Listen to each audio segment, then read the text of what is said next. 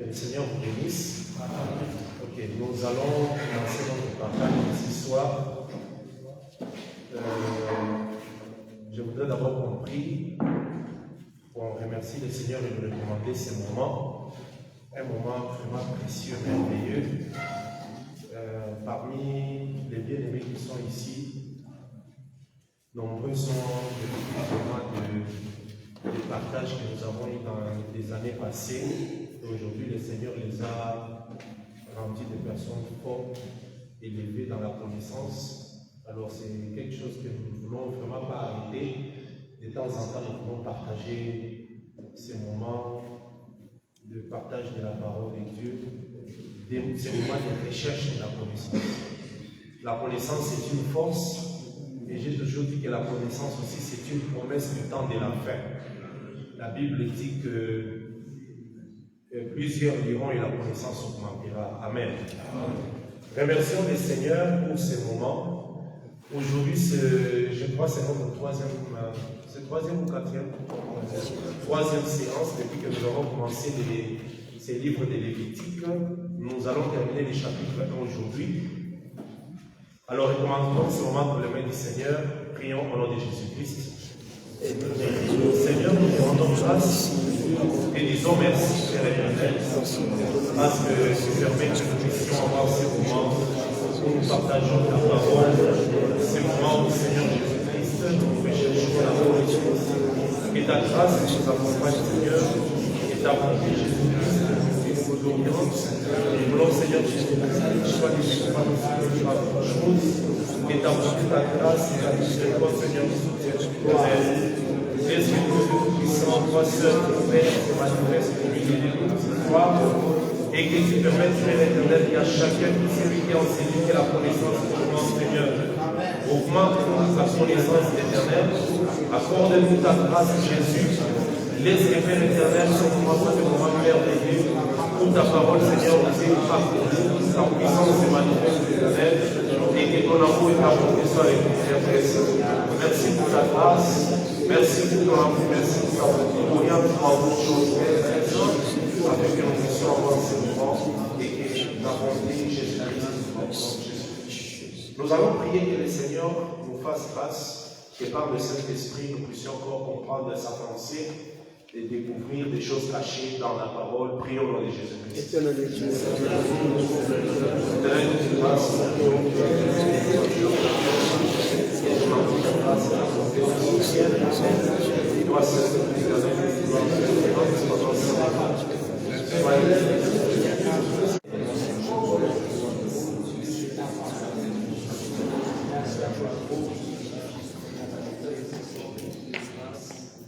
Amen. Que le Seigneur vous bénisse.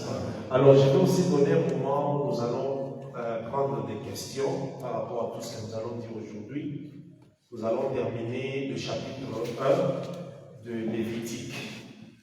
Dans la première séance, nous avions beaucoup parlé du livre de Lévitique. Les livres est constitué de quoi? Quelle est la pensée dans ces livres de Lévitique?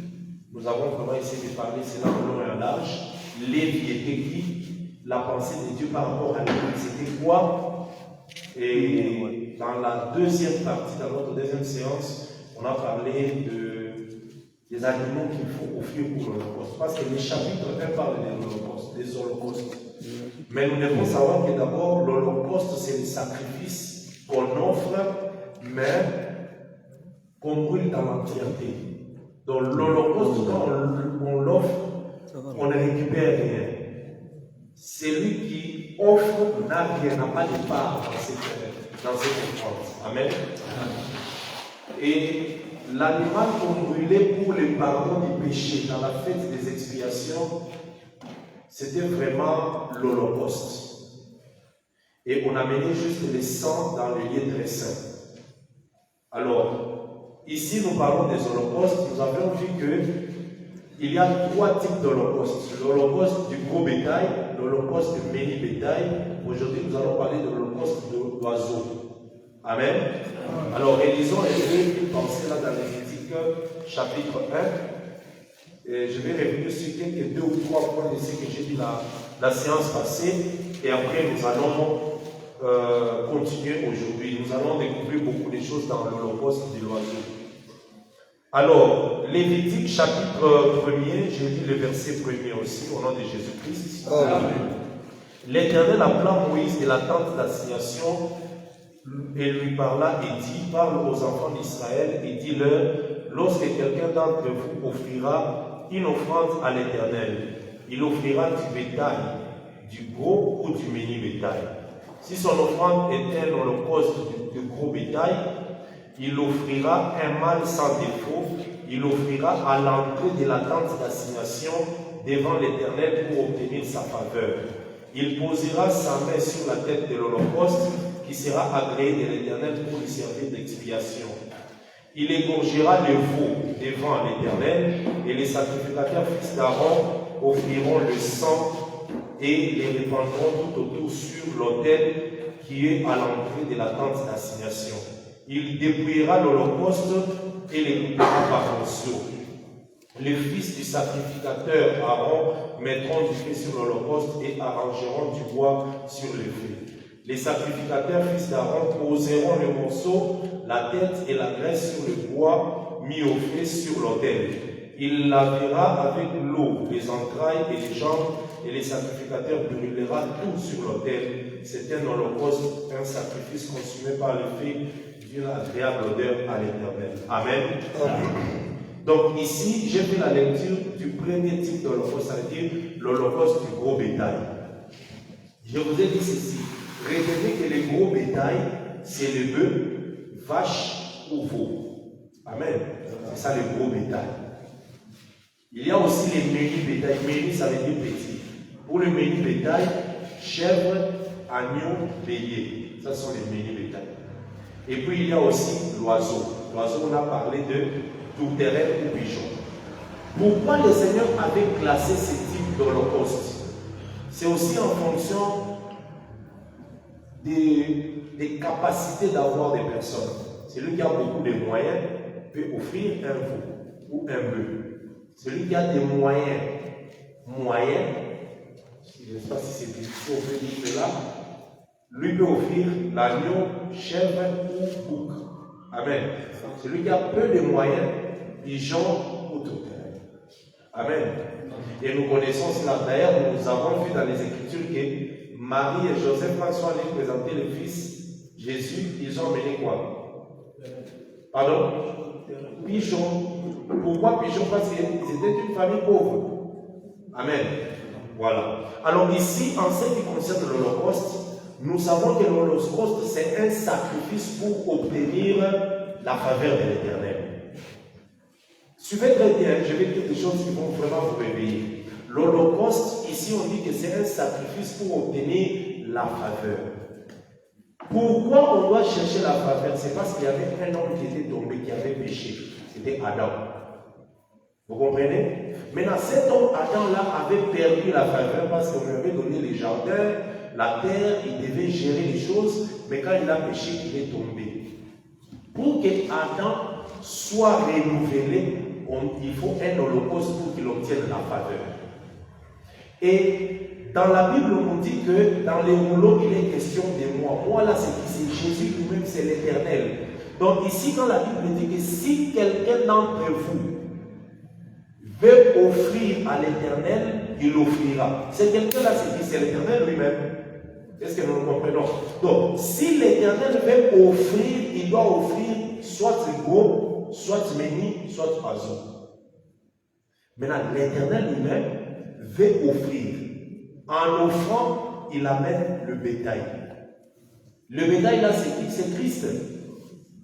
C'est Christ qui est offert à l'Holocauste pour les pardons d'Adam. Or, Adam, c'est nous tous ici. Nous étions dans Adam. Je pense que nous le comprenons. Donc, l'Éternel aussi offre l'Holocauste pour qui? Pour Adam. Parce qu'Adam est semblable et l'image de l'Éternel.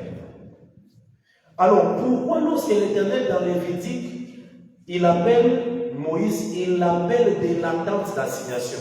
Je vous avais expliqué, je ne reviens pas sur la tente d'assignation, j'ai expliqué la séance passée que la tente d'assignation, c'est le lieu de la rencontre de l'Éternel avec l'homme, donc avec Moïse.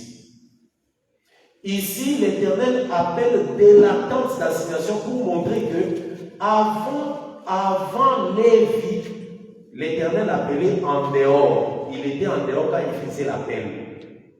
Mais lorsque Lévi arrive, l'Éternel est dans une maison qu'on appelle sanctuaire. Donc ça veut dire que c'est Lévi qui amène le peuple dans la maison. Aujourd'hui, dans la Nouvelle Alliance, c'est le ministre qui introduit le peuple dans une maison. Est-ce que vous comprenez? Donc, sans ministère, le peuple est en dehors. Il est à l'extérieur. Mais quand le ministère arrive, le peuple entre à l'intérieur. C'est pour ça que vous allez voir que dans Genèse, quand l'Éternel a appelé Adam, il était en dehors, il n'était pas dans une maison. Dans Exode, lorsqu'on appelle Israël de sortir de l'Égypte, il était à l'extérieur. Mais regardez Lévitique commence par l'Éternel appela Moïse de la tente d'assignation. Donc, à partir de Lévitique, l'Éternel est dans la maison. Et cette maison, c'est quoi? C'est les sanctuaires. Amen. Ok. Et nous avons dit que les gros bétails, c'est Christ. Pourquoi il est gros bétail? Parce que de tous les bétails qui sont venus avant, quand je dis bétail, comprenez que ce sont les prophètes. Psaume 44. La Bible nous dit que c'est à cause des toi qu'on nous regarde comme des brebis. Donc tous les prophètes sont des bétails. Mais parmi ces bétails-là, le gros bétail, c'est Christ. Il est le seul qui a pardonné les péchés.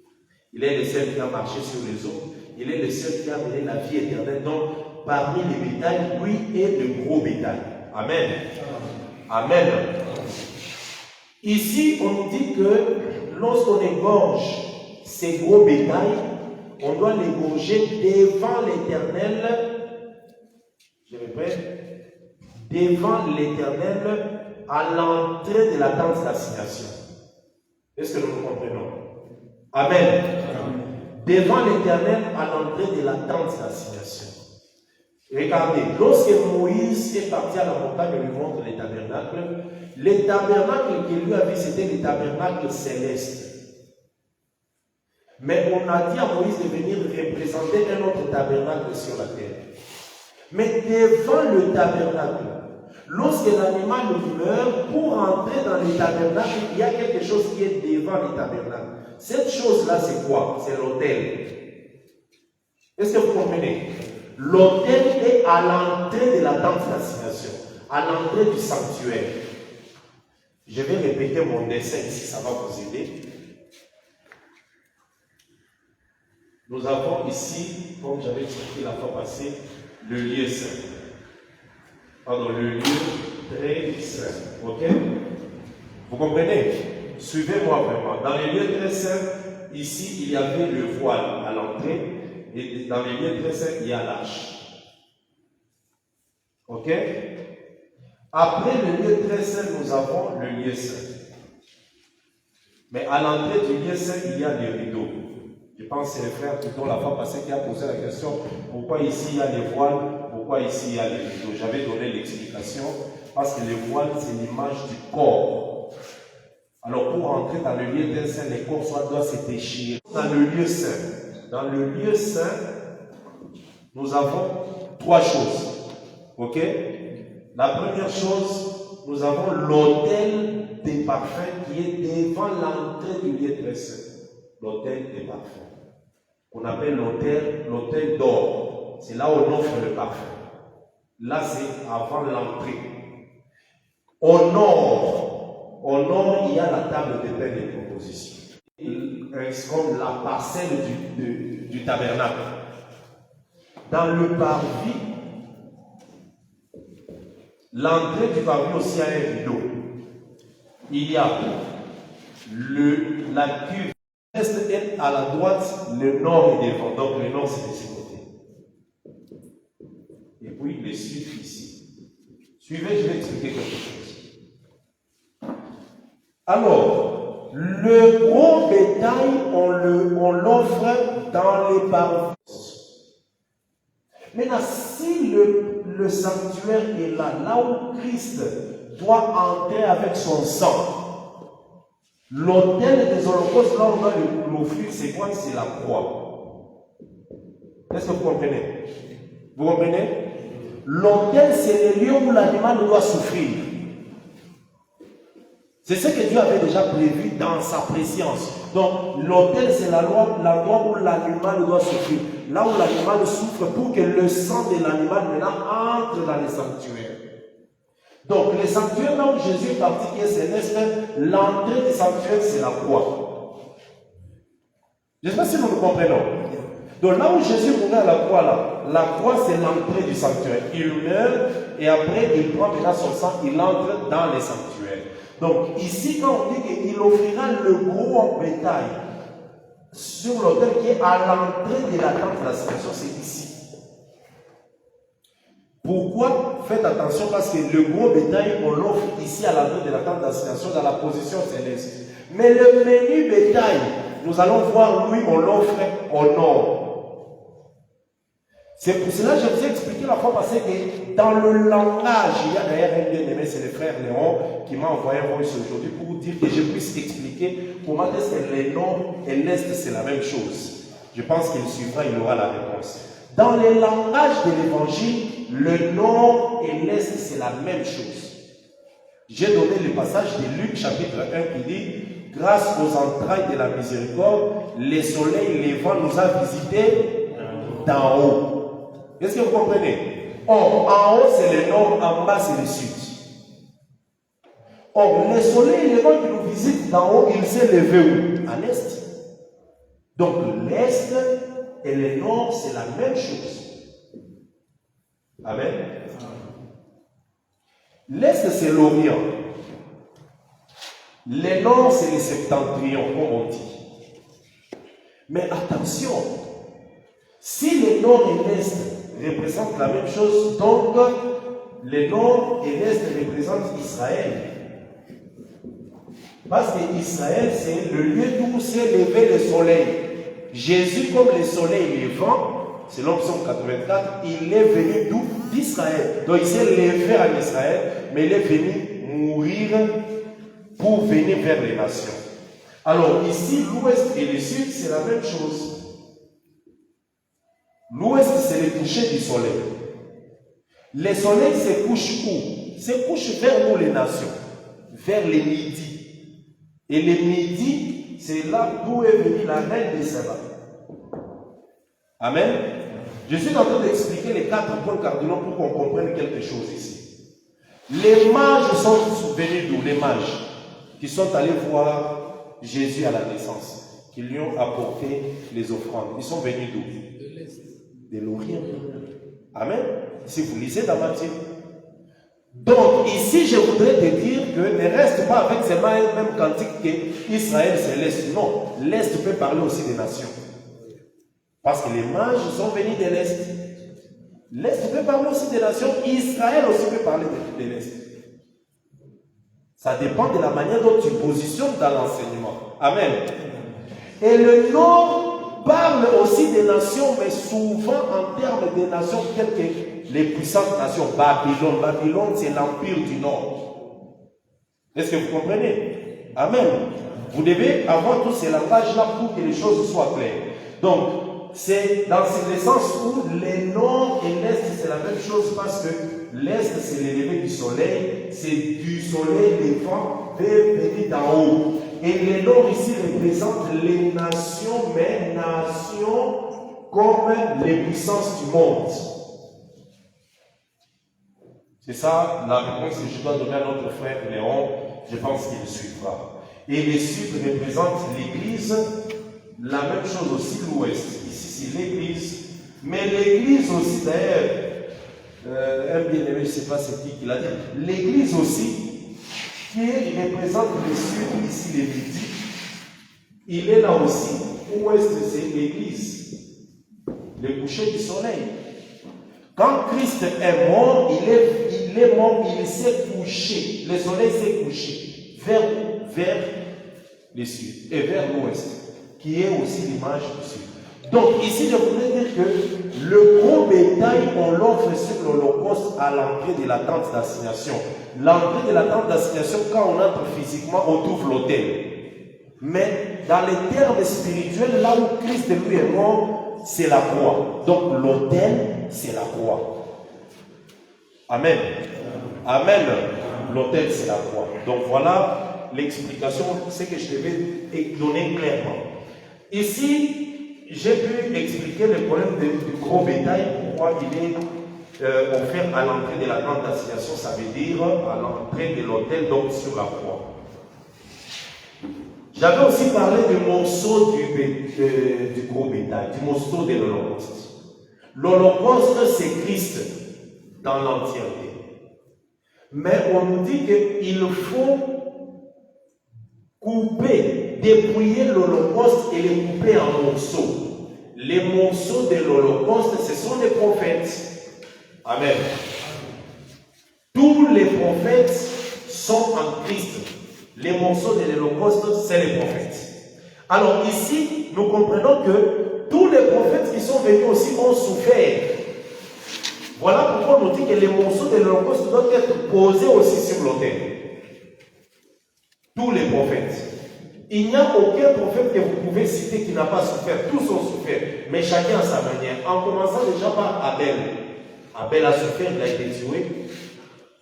Si vous prenez David, Moïse, Josué, tous ces prophètes-là, ils ont souffert, mais ils ont souffert comment? Leur souffrance, c'était l'image de la croix. Lisons Actes. Regardez Actes.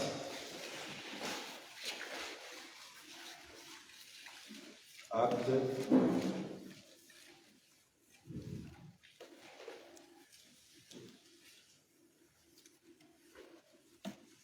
Actes chapitre 7, je vais lire une portion ici.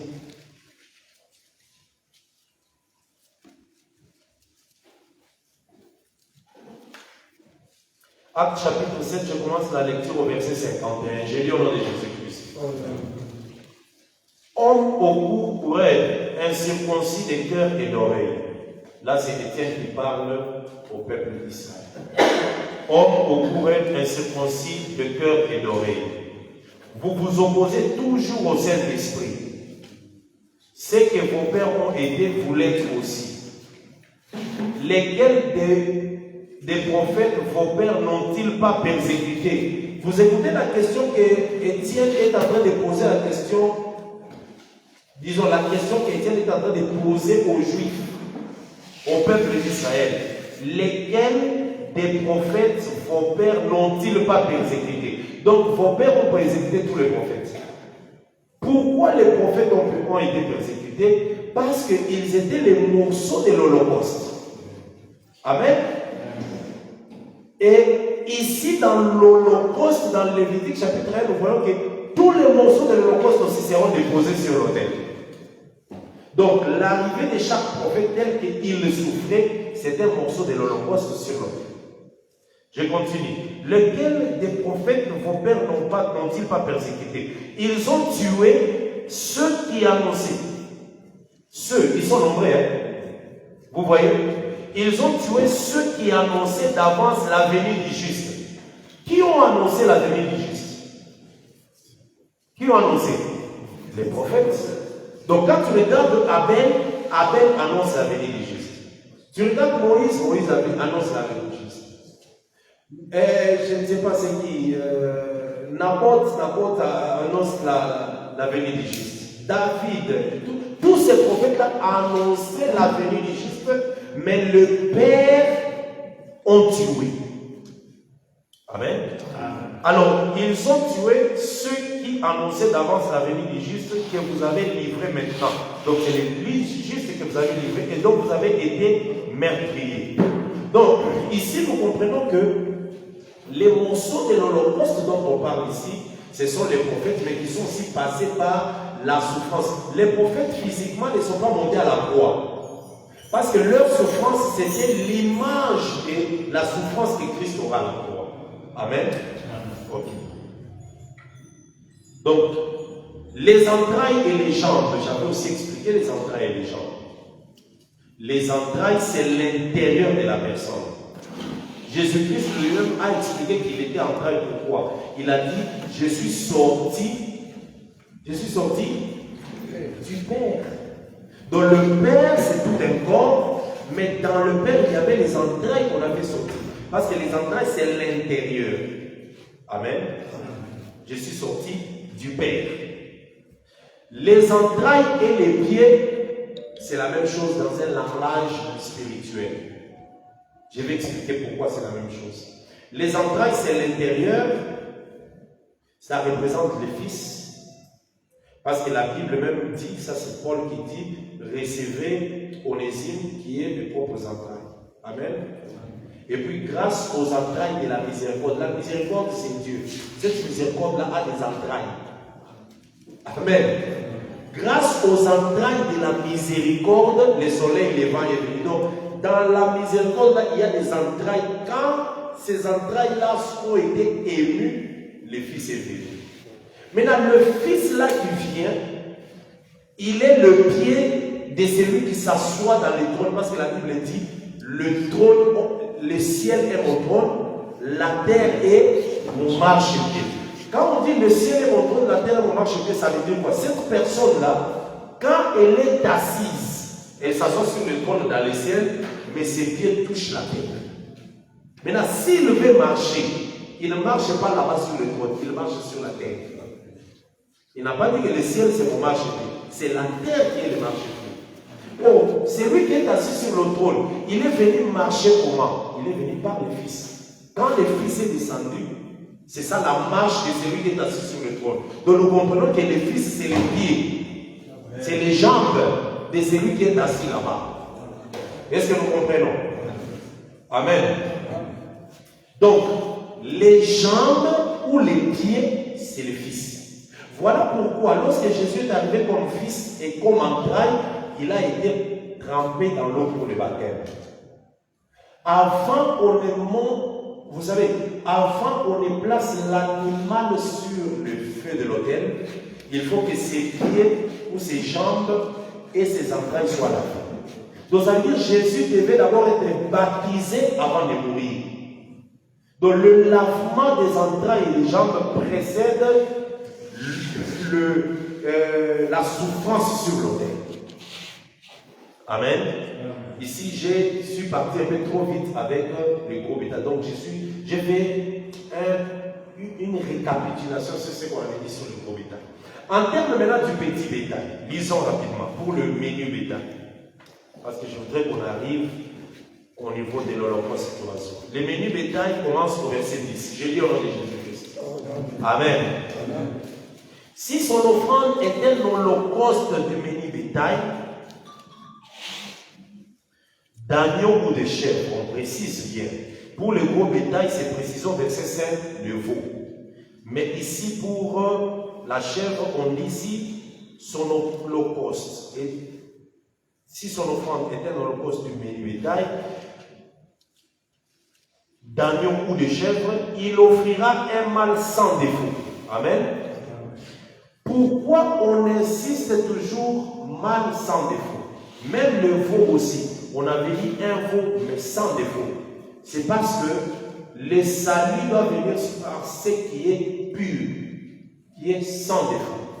S'il fallait offrir Moïse, c'est aussi un bétail. Il peut être gros ou mini, parce que Moïse aussi c'est un gros bétail. Est-ce que vous savez que Moïse c'est un gros bétail? Oui. La Bible dit qu'il n'a pas pari des prophètes comme Moïse, donc c'est un gros bétail. Mais c'est un gros bétail avec défaut. On ne pouvait pas l'offrir pour la faveur de celui qui doit recevoir la faveur de l'Holocauste. Qui doit recevoir la faveur de l'Holocauste? C'est l'Éternel. Je vais vous scandaliser. L'Éternel était dans l'éternité, seul. Personne ne lui a demandé de faire tout ce qu'il pouvait faire. Mais lui-même, il s'est dit, j'ai créé quelqu'un à mon image et à ma ressemblance. C'est lui. Donc, quand Adam est venu dans le jardin, c'est l'Éternel. Parce que Adam est l'Éternel en miniature. Donc, il est l'ombre de l'Éternel. Il est l'image de l'Éternel. C'est l'Éternel. Maintenant, lorsque Adam pêche, c'est l'Éternel qui pêche. Je te scandalise. Tu refuses. Dis Amen. Amen. Amen. Mais pourquoi vous voulez accepter que Adam c'est l'Éternel, mais vous refusez qu'il a péché? Tout ça c'est quoi? Ce sont des ombres. Pourquoi? Parce que l'Éternel doit réaliser les choses qu'il a planifiées dans Lévitique. Donc ça veut dire que c'est lui-même qui s'est placé là-bas il est tombé. Quand il tombe, c'est l'image là de l'Éternel qui est tombée. Vous devez comprendre, c'est l'image de l'Éternel qui est tombée. Ce n'est pas le véritable Éternel qui a péché, mais son image est tombée à péché. Alors, comme son image a péché, lui-même, il faut qu'il cherche quelque chose pour offrir, pour obtenir la faveur de son image qui est tombée. C'est pour ça qu'il prend l'holocauste qui est Jésus, il l'offre. En l'offrant, son image obtient la faveur. Est-ce que nous comprenons? C'est ça même l'holocauste. Le menu bétail, on offre la chèvre ou l'agneau. Amen. Verset 11. Je lis le verset 11. Il égorgera du côté septentrional. Ici, vous voyez, on l'égorge où? Au nord. Vous comprenez? Au nord. Mais vous voyez l'autel là où il se trouve. L'autel est là au milieu, mais il est dans la position de l'est par rapport à la tente d'assignation, à l'entrée de la tente. Amen. Les menus bétail, on va aller vers le nord. Ça veut dire que les sacrificateurs se mettent dans la position du nord pour offrir. Est-ce que vous comprenez? Dans la position du nord. Le nord, c'est quoi? Mais c'est la position d'un peuple. C'est la position d'un peuple. Le peuple du nord, c'est une nation toujours. Donc ça veut dire que cet holocauste est offert pour la faveur des nations. Amen. Et le nord et l'est, c'est la même chose. Je vous ai déjà expliqué ça. Mais cette position-là parle de la faveur que doivent recevoir les nations. Parce que l'est là parle aussi des nations. Et pardon, les septentrions parlent des nations. Amen. Du côté septentrional de l'autel, devant, ça veut dire quoi? L'autel, ici, regardez. Ici, Jésus, d'abord, ça, c'est l'autel. Amen. Ça, c'est l'autel. L'autel a combien de côtés? 4 côtés. Vous devez dire ces choses-là. Amen. Allez dans Exode, chapitre 25, 26, vous voyez comment on a décrit l'autel. Il faut connaître ça. Ne dormez pas, frère. Pourquoi? Parce que un prédicateur doit apprendre aux gens tout ce qu'il y a comme détail dans l'autel. L'autel a une grille en forme de treillis. Pourquoi? On fait l'autel avec du bois, mais on les recouvre des reins. Et puis on fait une grille en forme de treillis. Parce que quand on prend l'animal, on dépose dessus, on met le bois qui brûle. Il faut que par les treillis, certaines choses tombent en bas. Il y a un endroit d'aller recueillir le sang. Dans l'autel, il y avait quoi? Il y avait un pelle, il y avait des bassins, il y avait encore quoi?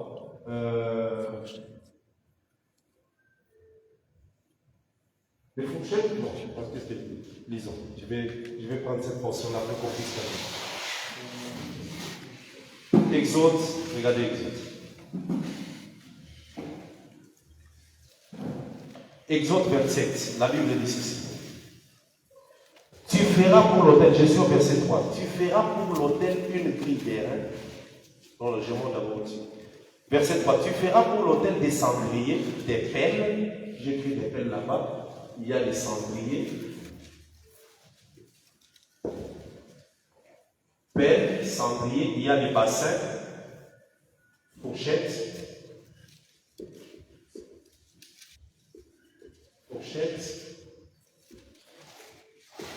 Et il y a aussi les brasiers. Ok? Pourquoi les pelles? C'est au pluriel. Pourquoi les pelles? Pour facilement ramasser tout ce qui tombe. Et puis, les mettre de côté. Les cendriers. Les cendriers permettent d'enlever toute la saleté. Mais on enlève la saleté avec la pelle, on met dans les cendriers, on met de côté. Le bassin pour recueillir les sangs. fourchette pour bien tourner l'holocauste ou l'animal. Et les brasiers, tout ce qui est feu qui tombe et tout doit être recueilli. Ces 5 choses ici parlent du ministère.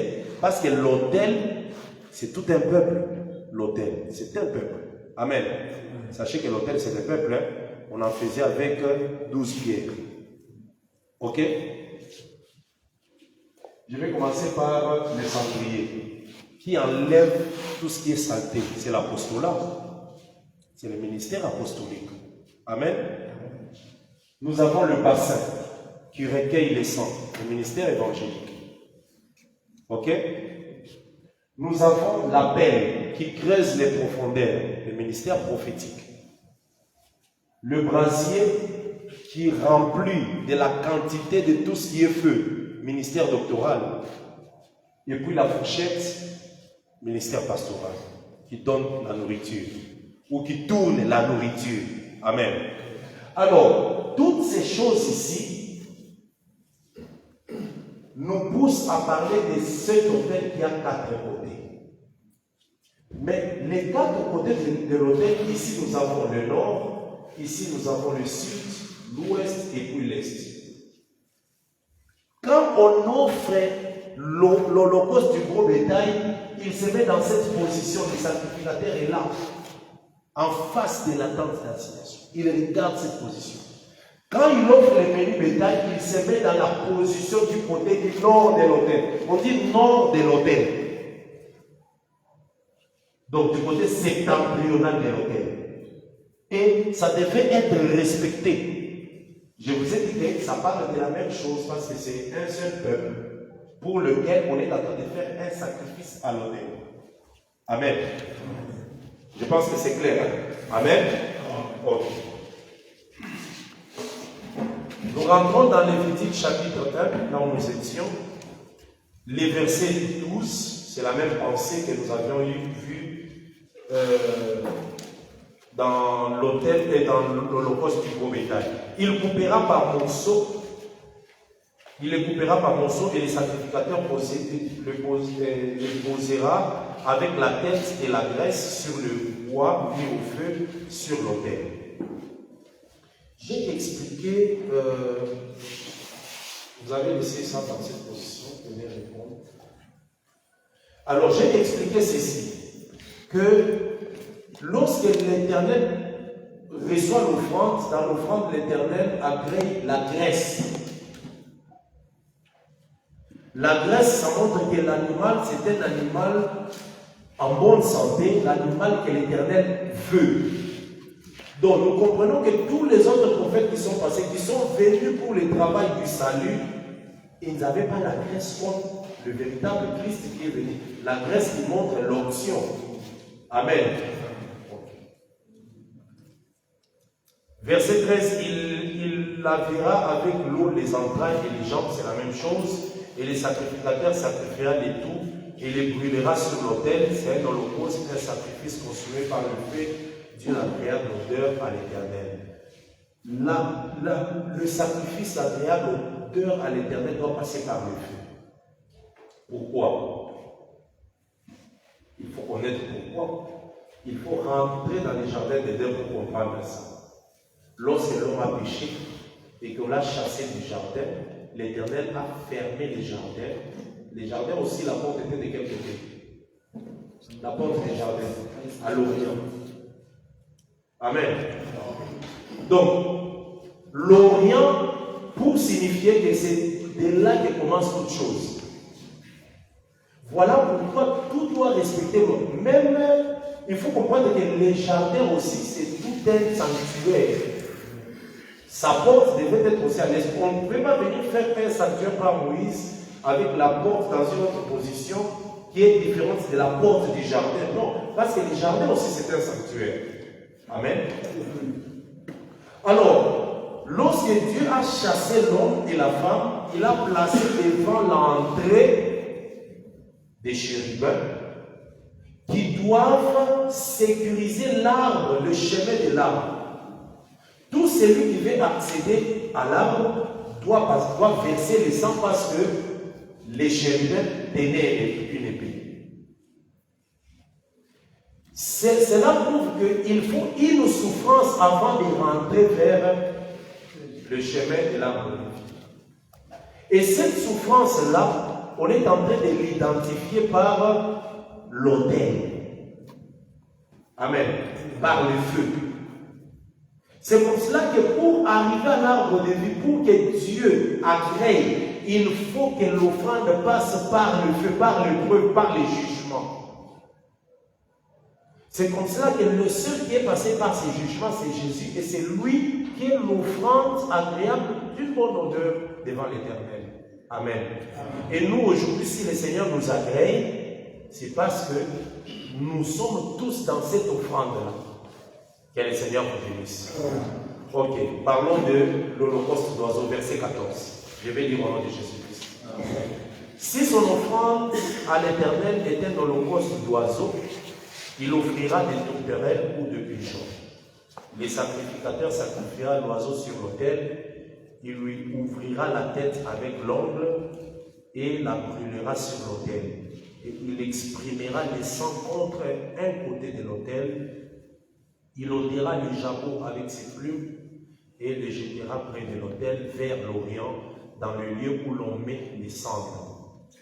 Il déchirera les ailes sans les détacher, et les sacrificateurs brûlera l'oiseau sur l'autel, sur le bois mis au feu. C'est un holocauste, un sacrifice consumé par le feu d'une agréable odeur à l'Éternel. Amen.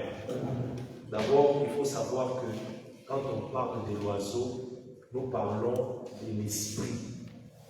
Amen. Oui. Vous allez comprendre que cet holocauste est spécial dans beaucoup de choses parce que c'est une preuve que Christ, quand il est mort, il n'est pas mort totalement. En tant qu'holocauste d'oiseau. Amen. L'oiseau, c'est l'esprit capable de voler. L'esprit qui ne meurt pas. C'est ça l'oiseau. N'oubliez pas que dans Lévitique chapitre 14, on parle de 2 oiseaux lors de la purification du lépreux. C'est ça, non? Un oiseau qu'on tue et un qu'on laisse vivant. Celui qu'on doit laisser vivant, on doit les tremper dans les sangs et il doit partir. C'est ça même l'esprit. Celui qu'on a tué parle du corps de Christ. Mais celui qu'on laisse vivant parle de l'esprit qui s'échappe et qui part. Alors ici, lorsqu'on parle de l'holocauste d'oiseau, on dit que si c'est un holocauste d'oiseau, il ne peut pas amener n'importe quel oiseau. Tu ne vas pas dire que comme moi je suis pauvre, je vais faire l'holocauste d'oiseau qui amène le hibou, ou le corbeau, ou le pervier. Non, la loi a déjà dit, si c'est l'holocauste d'oiseau, soit c'est les pigeons, soit c'est le tourterelle. Amen. Amen. Sachez aussi que la tourterelle, c'est un peuple. Oui, la tourterelle, c'est un peuple. C'est quoi, cantique? Cantique de cantique. Amen. Et même, je pense, David aussi l'a dit, la tourterelle, regarde ta tourterelle, comment tu peux l'abandonner comme ça? C'est tout un peuple. Amen. Mais pour le sacrifice de l'oiseau, qu'est-ce qu'on fait? On ouvre la tête de l'oiseau avec l'ongle. C'est très important. L'ongle représente la force. L'ongle représente l'instrument pour ouvrir la tête de l'oiseau. L'ongle. Si on t'arrache les ongles, donc ça veut dire qu'on t'a enlevé la force. Exode chapitre 10. Moïse dit à Pharaon, quand Pharaon lui a dit, je vais vous laisser partir adorer comme vous voulez adorer, mais qu'est-ce que vous allez laisser ici? Lisons, Exode 10. Regardez.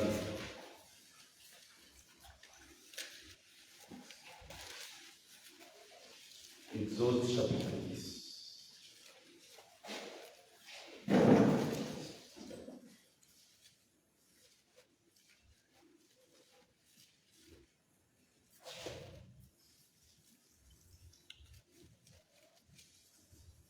Je commence la lecture au verset 7. Je lis au nom de Jésus-Christ.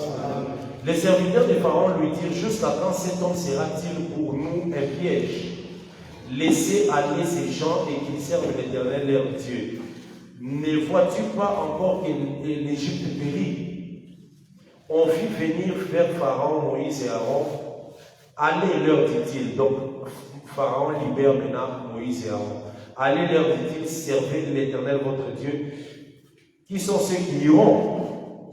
Moïse répondit, nous irons avec nos enfants, nos vieillards, avec nos fils et nos filles, et avec nos brebis et nos bœufs, car c'est pour nous une fête en l'honneur de l'Éternel. Pharaon lui dit, que l'Éternel soit avec vous, tout comme je vous avais laissé, et tout comme je vais vous laisser aller, vous et vos enfants, prenez garde, car le malheur est devant vous. Non, non, allez, vous les hommes, et servez l'Éternel, car c'est là ce que vous avez demandé, et on les chassa de la présence des Pharaons. Donc Pharaon a dit, prenez seulement les hommes, allez-y, laissez les femmes et les enfants. Verset 12. L'Éternel dit à Moïse, étends ta main sur le pays d'Égypte, et que les sauterelles montent sur le pays d'Égypte, qu'elles dévorent. C'est là que je suis. Voilà, je prends les 26. Non, 24. Pharaon appela Moïse et dit, allez servir l'Éternel. Il n'y aura que vos brebis et vos bœufs qui resteront, et vos enfants pourront aller avec vous. Moïse répondit, tu mettras toi-même entre nos mains de quoi faire les sacrifices et les holocaustes que nous offrirons à l'Éternel notre Dieu. Nos troupeaux iront avec nous, il ne restera pas un ongle. Moïse parle de l'holocauste, il dit on ne va pas laisser les ongles, parce que si on part sans les ongles, comment est-ce qu'on ira faire l'holocauste d'oiseaux? Amen. Est-ce que quelqu'un comprend ça? Voilà. Il ne restera pas un ongle. Pour dire que l'ongle, c'est une force qui doit les servir pour l'offrande de l'holocauste. Dans Deutéronome 21, peut-être qu'on ne va pas lire, la loi disait dès que vous allez en guerre et que vous attrapez une femme, qu'est-ce que vous faites? Deutéronome 21. Vous devez lui couper les cheveux et les ongles. Ils doivent se faire les ongles. Deutéronome 21.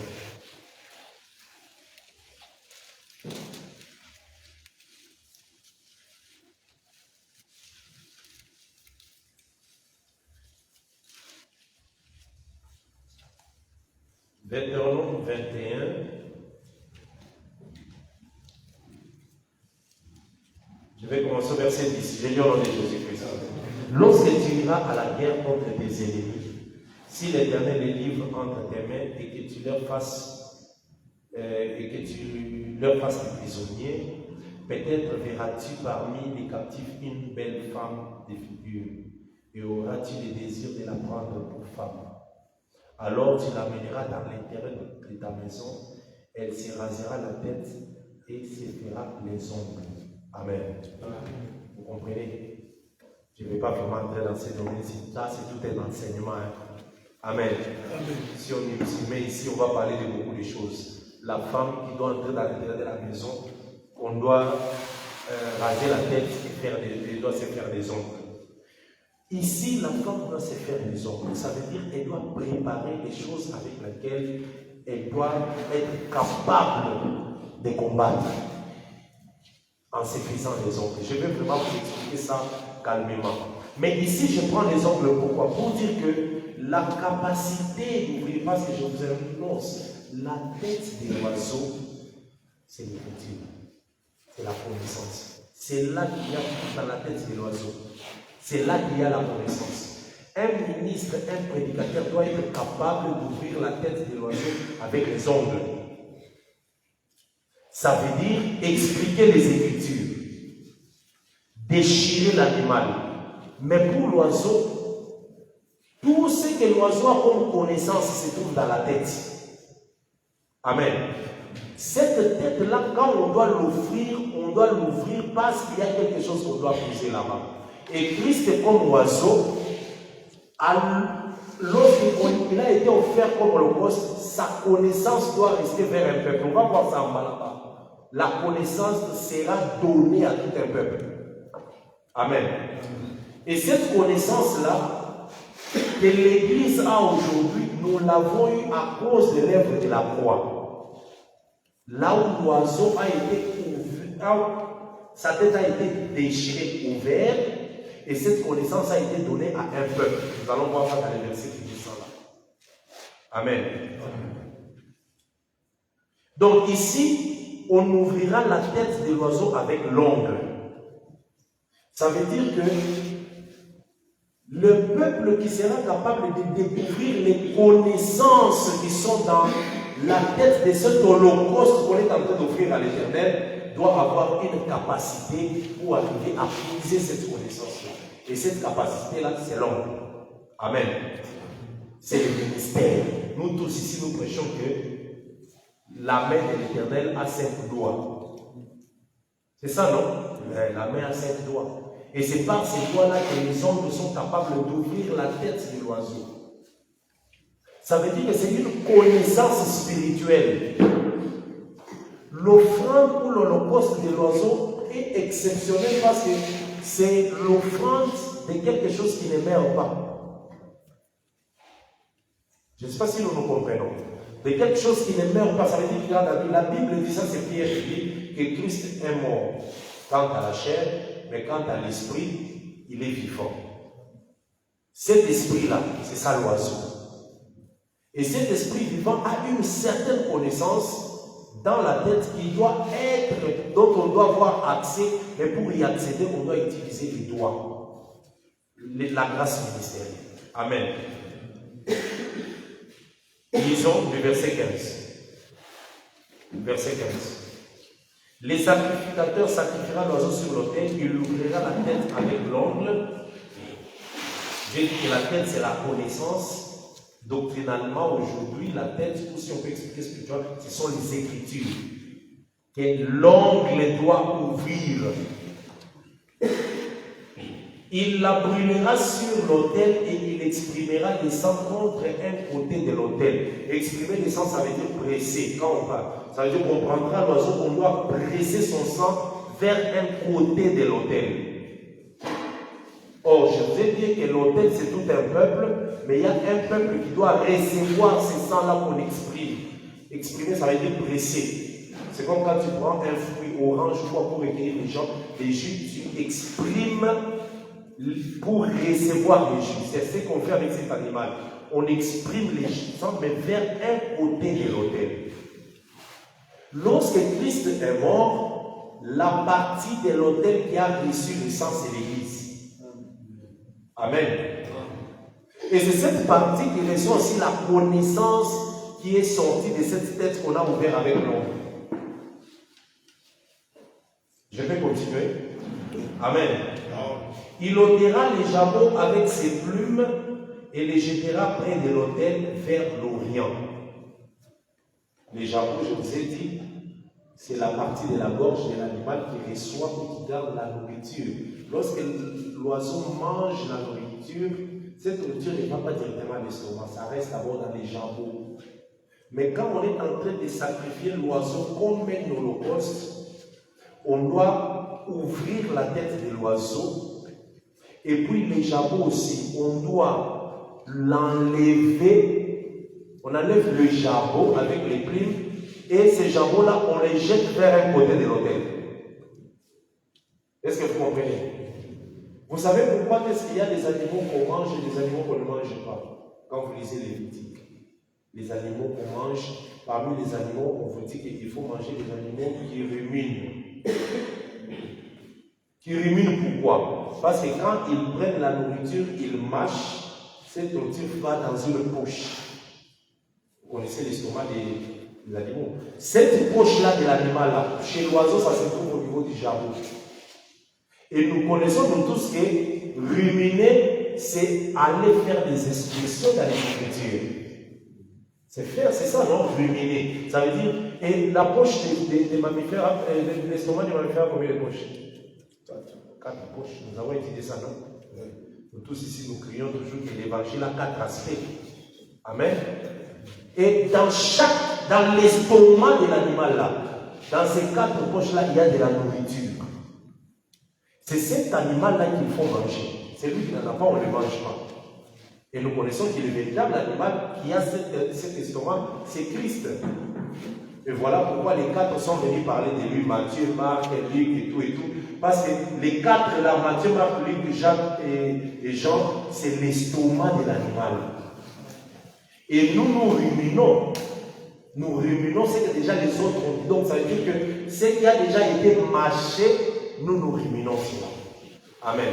C'est ce qu'on nous dit ici. On doit ôter les jabots, qu'on doit jeter près de l'autel vers l'Orient.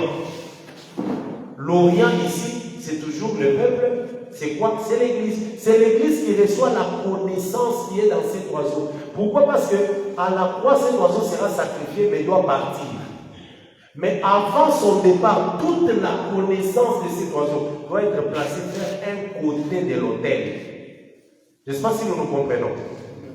Lorsque nous descendons, vous allez voir pourquoi l'oiseau, même malgré qu'on l'a offert, mais il n'est pas pour parce qu'il doit revenir encore.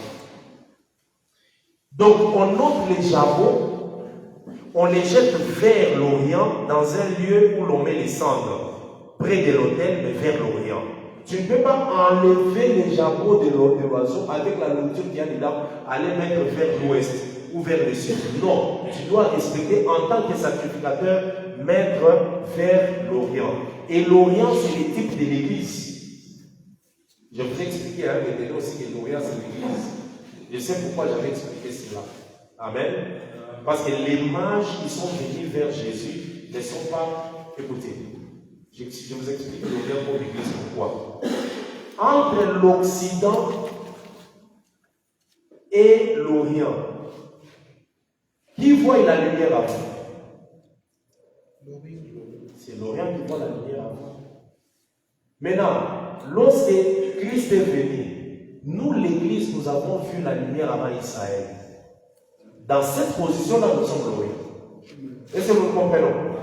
Parce que c'est comme ici, donc, regardez. Nous avons ici la table de pain de proposition. La table est là. Ici, c'est les chandeliers.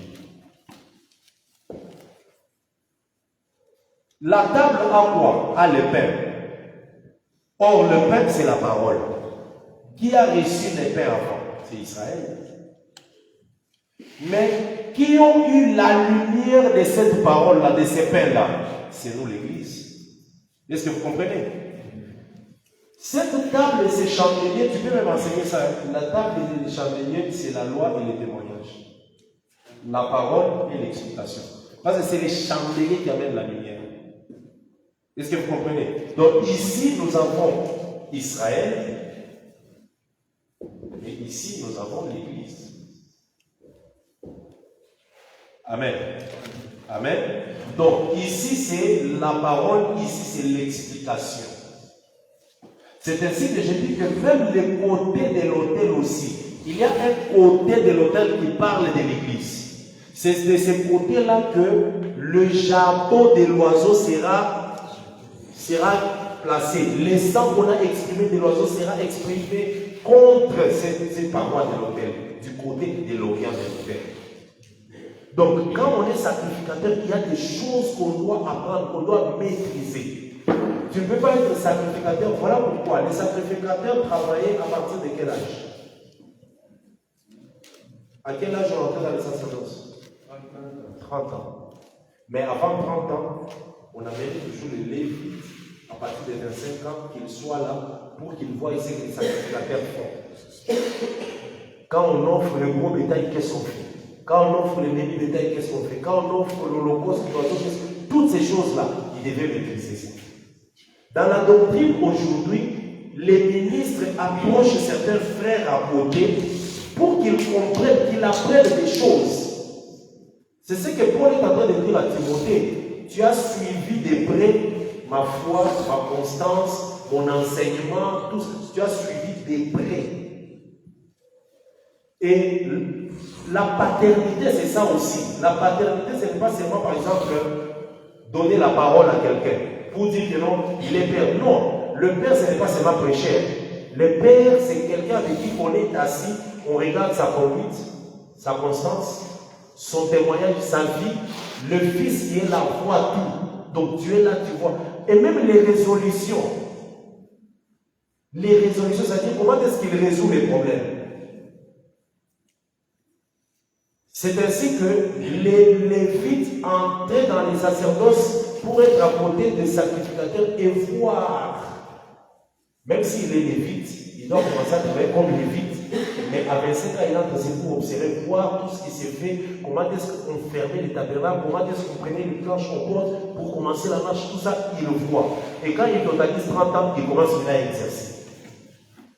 Amen. C'est pour ça parfois nous disons que le nombre 30, c'est un nombre qui parle du ministère. Amen.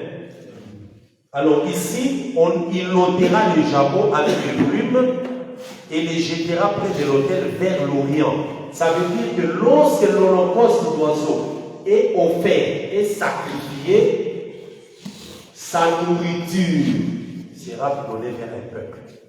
C'est aujourd'hui l'Église qui a la connaissance de tout ce qui était dans les jabots de l'oiseau. Et cet oiseau, c'est qui? C'est Christ. Amen. Ok. Verset 17. Il déchirera les ailes sans les détacher. C'est ici que je vous l'avais dit. Vous offrez l'oiseau. Et puis, vous déchirez les ailes, mais vous ne les détachez pas de l'oiseau. Pourquoi? C'est pour vous dire que cet oiseau doit voler encore. C'est ça ici, la pensée de la résurrection. Cet oiseau ne mourra pas. Amen. Donc les sacrificateurs prennent l'oiseau, ils déchirent les ailes, mais ils ne les détachent pas. Ici, ça parle de la résurrection de notre holocauste. C'est un holocauste qu'on a offert, mais il ressuscitera. Est-ce que vous comprenez? C'est ça l'holocauste d'oiseau. Donc ça veut dire que c'est un holocauste qu'on offre, qui partira, même s'il meurt, mais il ressuscitera parce que les ailes ne sont pas détachées. Or, les ailes parlent de quoi? De l'esprit qui s'envole, de l'esprit qui revient. Amen. C'est ça, il déchirera les ailes sans les détacher, et puis les sacrificateurs brûlera l'oiseau. Même si l'oiseau là est brûlé, quelle est la différence entre, qu'est-ce qui fait la différence entre l'oiseau et l'animal qui marche sur la terre? C'est les ailes. Parce que l'oiseau, lui, a la capacité de voler. Mais qu'est-ce qui permet à l'oiseau de voler par rapport au chien? Les chiens n'ont pas d'ailes, mais l'oiseau a les ailes. Donc, ne pas couper les ailes de l'oiseau, ça veut dire qu'il aura toujours la capacité de s'envoler. C'est ça l'esprit qui partira et qui reviendra. Jésus-Christ, quand il est en train de dire que je m'en vais, peu de temps, vous ne me verrez pas, mais après vous me reverrez. C'est pour leur dire que je suis un oiseau, on est en train de déchirer les ailes, on ne va pas les détacher. Je m'en vais et je reviendrai. Amen. C'est ça l'holocauste de l'oiseau. Quand vous lisez attentivement du verset 14 au verset 17, vous allez comprendre qu'il y a l'esprit de la résurrection là-dedans. C'est un holocauste qui a la vie. L'holocauste d'oiseau. Amen. Les jabots, la nourriture, qui parle de la connaissance. La tête de l'oiseau, c'est la connaissance. Cette connaissance, cette nourriture sera donnée au peuple qui se trouve à l'orient de l'autel. Amen. Que le Seigneur des grâces vous bénisse. Est-ce qu'on peut acclamer d'abord pour le Seigneur?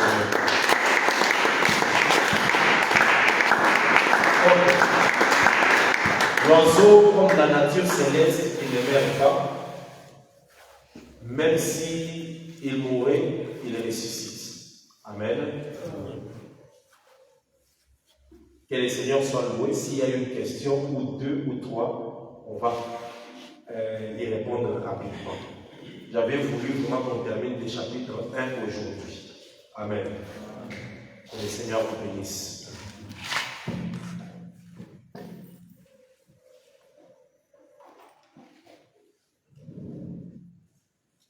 Une question ou une inquiétude? Oui, frère John. Frère John. Merci pour la parole. Je suis toujours dans l'étude ici concernant les sacrifices des oiseaux. Vous avez parlé que le fait de ne pas détacher, ça part de la résurrection. Mais au départ, lorsque on remonte au verset 14, on comprend que cet oiseau a déjà été déchiré. Lorsque l'oiseau est déchiré, il meurt. Donc c'est après, c'est juste après ça, on ne détache pas. Est-ce qu'on ne peut pas aussi prendre la pensée des Jean 19 en disant, Jean 19 verset 36 en disant que ces eaux, bon je suis dans Jean 19. Ces eaux ne seront pas brisées. Ouais. Est-ce qu'on ne peut pas prendre aussi cette pensée? On la passe. Ça passe. Oui, allez-y avec la question. Oui, je disais, est-ce que c'est possible de comprendre aussi cette pensée en disant que les eaux de Christ ne seront pas brisées en associant cette... Oui, parce que les eaux de Christ qui ne seront pas brisées aussi parlent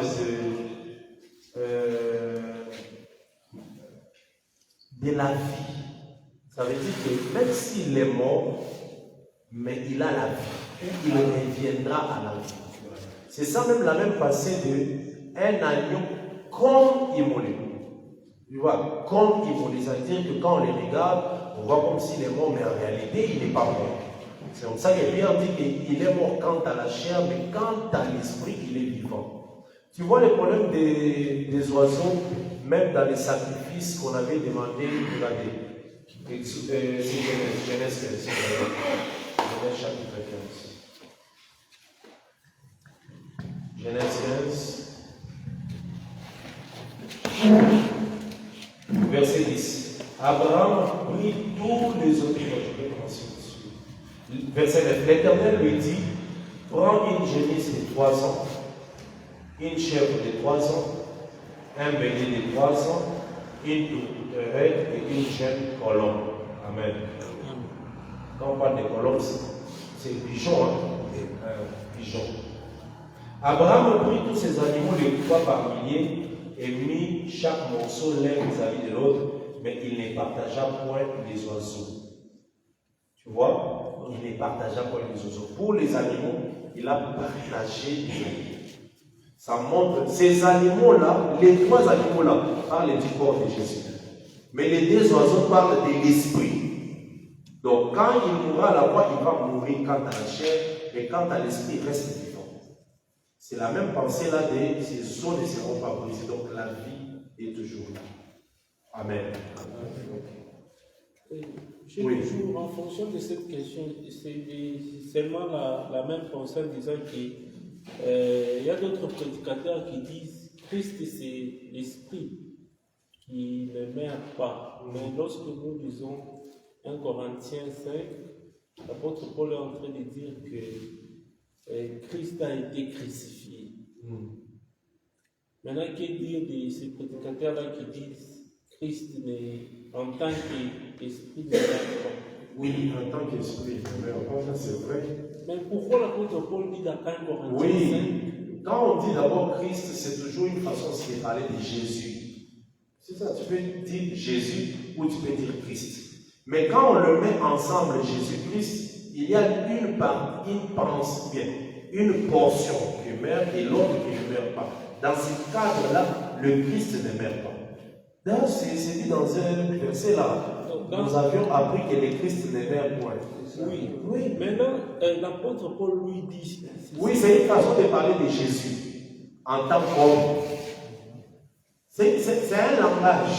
C'est pour ça que je dis que quand on les associe à deux, en disant Jésus-Christ, nous comprenons que dans le deux, il y a une portion qui meurt, qui est Jésus, et le Christ ne meurt pas.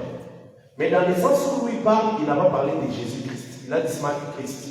Oui, en tant que l'envoyé, le oint. Parce que le Christ veut dire le oint. Le oint sera retranché. Mais le oint là, c'est ça le Christ. Je ne sais pas si tu comprends. Il sera crucifié, oui, il sera crucifié. Mais cela veut dire qu'il mourra. Non, mais est-ce que toute crucifixion est une mort? La preuve d'ailleurs qu'il y a ceux qui étaient crucifiés mais qui n'étaient pas morts. Et quand on dit un roi sera retranché là, oui. Le retranché là, c'est. Par rapport au travail qu'on lui avait donné, on va l'enlever pour que le travail Donc quand il arrive à la fin du travail, on l'enlève. Ça veut dire on l'enlève de la course. Mais il est vivant. C'est juste dans la mission, il a terminé sa mission. Je ne sais pas si tu comprends.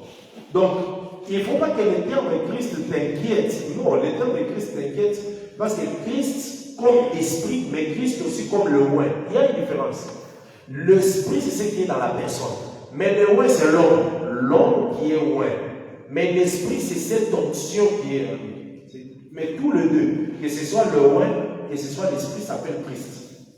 Mais en tant que le oint, il peut mourir. Mais en tant qu'esprit, il ne meurt pas. Oui, j'avais vu une main là-bas. Oui, frère Samuel, après frère John. Je veux juste avoir la question. En entrant comme ça, vous avez parlé que Moïse est considéré aussi comme un gros bétail. Oui. Vous avez soulevé le titre qui dit que, comme on a dit, il n'est pas parlé un prophète plus grand. Je crois que c'est dans Deutéronome 5, quelque chose comme ça. Maintenant, si tel est le cas, nous prenons aussi Jean-Baptiste comme un gros bétail. Oui. Je voulais juste avoir la précision par rapport à ça. Oui, on peut prendre. Tu sais, les prophètes aussi peuvent être l'image du gros bétail, mais dans l'ombre. Mais dans la réalité, le gros bétail, c'est Christ. Je ne sais pas si tu comprends un peu. Dans l'ombre, parce que si tu regardes toutes les choses que les prophètes ont fait, les prophètes ont fait des choses vraiment grandes. Hein. Déjà, par exemple, si tu prends quelqu'un comme Josué qui a arrêté le soleil, regarde parmi les prophètes qui a encore arrêté le soleil. Personne. Donc il est aussi comme un gros bétail par rapport à cette œuvre-là qu'il a fait. David, c'est un gros bétail aussi. Par rapport aux batailles qu'il a livrées, qui a fait tomber Goliath. Donc en termes des ombres, ils sont aussi des gros bétails. Mais dans la réalité, ils sont des petits bétails. Je ne sais pas si tu as compris un peu la pensée. Frère John, je suis là. Merci pour la parole. Moi, je suis au verset 16 où vous nous avez expliqué le fait que le sacrificateur devrait ôter les jours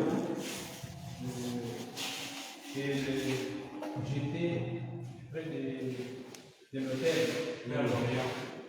Et j'ai compris l'explication que vous avez donnée selon laquelle les jabots représentent, donc les jabots contiennent la nourriture. Vous avez fait voir que c'est la parole. La connaissance. La connaissance de Dieu. Alors il y a une portion ici où on parle des plumes. C'est un peu cette portion-là qui n'est pas compris. On parle ici, il y aura des jabots avec ses plumes. Oui. Non, tu vois, quand tu regardes l'oiseau à ce niveau, il y a aussi des plumes ici. Il ne faut pas, avant d'ôter les jabots, vous enlevez les plumes des côtés. Non, quand vous enlevez les jabots avec les plumes qui y sont attachées, vous enlevez tout. C'est pour dire qu'il y a des choses qu'on ne doit pas. C'est comme quand la loi qu'on a donnée à Israël. Lorsque vous mangerez l'agneau, vous mangez les tout sans rien laisser. Tu comprends un peu? Donc ça veut dire que dans la parole, il y a des choses qu'on n'enlève pas. Parce que déjà, Proverbe nous dit que la parole elle-même, elle est déjà épurée, elle est déjà... L'Éternel l'a dosé lui-même déjà. Donc il n'y a pas des choses qu'on doit enlever. C'est comme ça que quand on vient enlever les jabots, il ne faut pas prendre les plumes, vous enlevez, vous jetez des côtés, et puis maintenant vous prenez les jabots pour aller avec vers l'autel. Non. Quand vous enlevez et les plumes là des jabots, vous les enlevez avec. Donc ça veut dire la totalité de cette parole, il faut prendre le tout. Amen. Une question encore? Oui, frère Jefferson. On va revenir vers frère Jacob. Merci beaucoup, docteur, de la parole que vous accordez. Ma question, c'est à partir du premier verset de Lévitique. La Bible dit, lorsque quelqu'un d'entre vous fera une offrande à l'Éternel, il offrira du bétail, du gros ou du béni bétail. Vous avez donné l'interprétation pour dire que lorsque quelqu'un ici, quelqu'un dont il est question, c'est l'Éternel lui-même dans la révélation. Alors au 5e verset, il est écrit, il égorgera le veau devant l'Éternel et les sacrificateurs, etc. Ici c'est l'Éternel qui va égorger le veau dans la pensée révélationnelle. Alors je vais rentrer dans le contexte d'Israël. Comment est-ce qu'ils offraient cela? Donc c'est lui qui venait avec l'offrande, qui égorgeait lui-même en cette offrande-là. Donc c'était les sacrificateurs. C'est une façon de parler parce que ce que tu amènes là, on considère que c'est toi qui l'as. Mais le service se fera par le sacrificateur. Parce que c'est le sacrificateur qui doit tuer l'animal. Qui doit faire le travail sur l'animal. Ça, c'est le sacrificateur. N'est-ce pas si tu comprends? L'homme avait l'exercice de prendre la main posée sur l'animal comme s'il transmettait tous ses péchés sur l'animal. Et la suite, c'est les sacrificateurs qui continuent. Dans la pratique, c'était les sacrificateurs qui égorgeaient. Parce que j'ai vu ici qu'il est écrit. Il égorgera. Oui, c'est une façon de parler parce que le service, ce que le sacrificateur fait là, il le fait au nom de la personne qui a fait l'offrande. Tu comprends? Et puis le sacrificateur lui-même aussi représentait l'Éternel. Parce que le sacrificateur représente l'Éternel. Et c'est l'Éternel lui-même qui devait tout faire pour son fils Adam. Je ne sais pas si tu comprends. Donc, dans Lévitique, ici, là où tu vois, on parle du sacrificateur. Ça parle aussi de l'Éternel.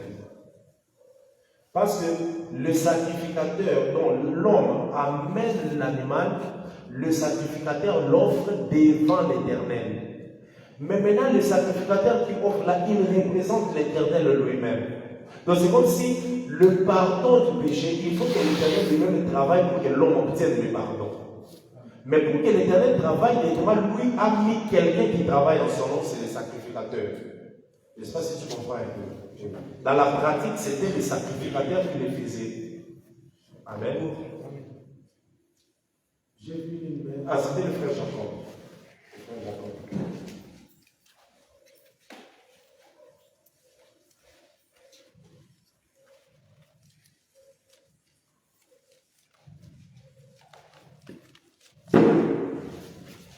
Merci pour la parole. Moi, je voulais avoir une précision sur l'oiseau, au verset 16 là-bas. Lorsqu'on dit, il ôtera les chapeaux avec ses plumes et les jettera près de l'autel vers l'Orient, dans le lieu où l'on met les cendres. Quand vous avez donné là, tu as dit, le verset 16, oui. Lorsque nous voyons la position de l'autel, si il faut qu'on parte du côté de l'Orient là-bas, on tourne l'autel, il y a un mouvement qui se fait pour bien construire seulement le côté de l'autel. Parce qu'il y a aussi du côté où il y a la cendre.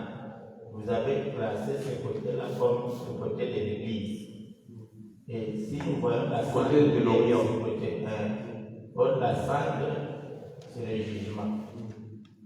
Comment vous pouvez clarifier ça? Attention, il y a dans chaque position, la cendre n'est toujours pas le jugement.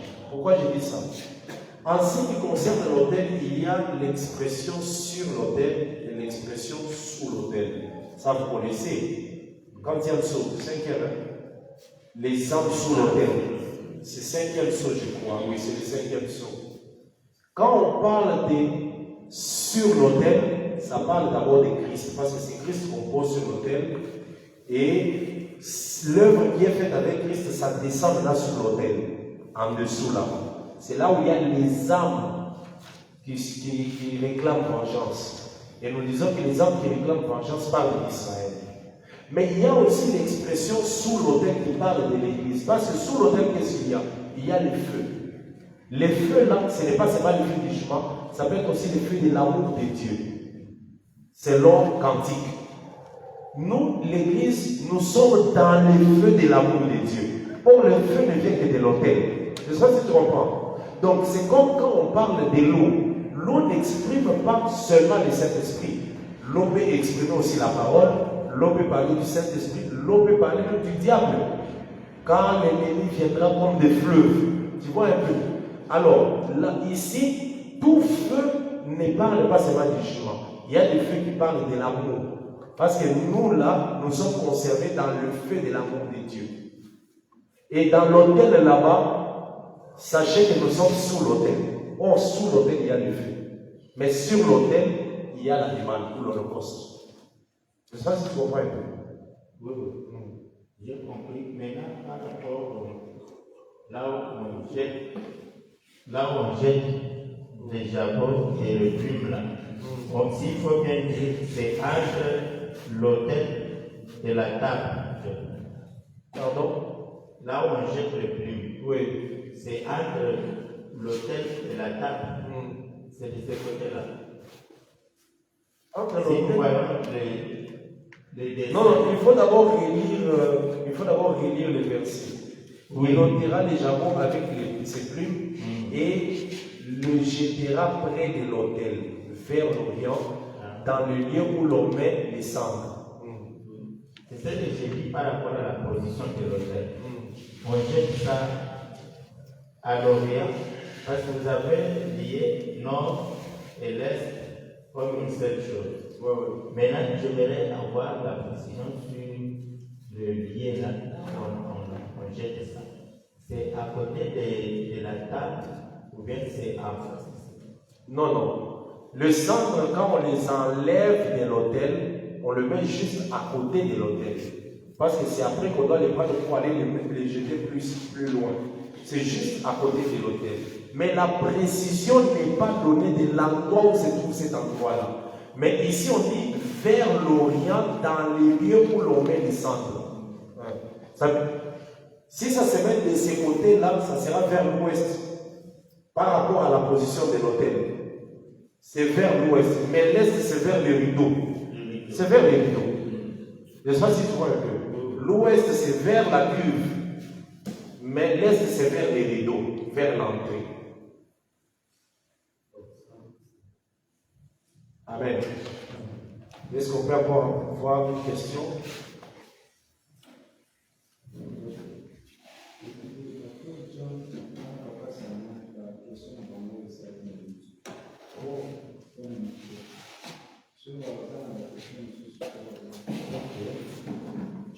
Le micro ne parle pas.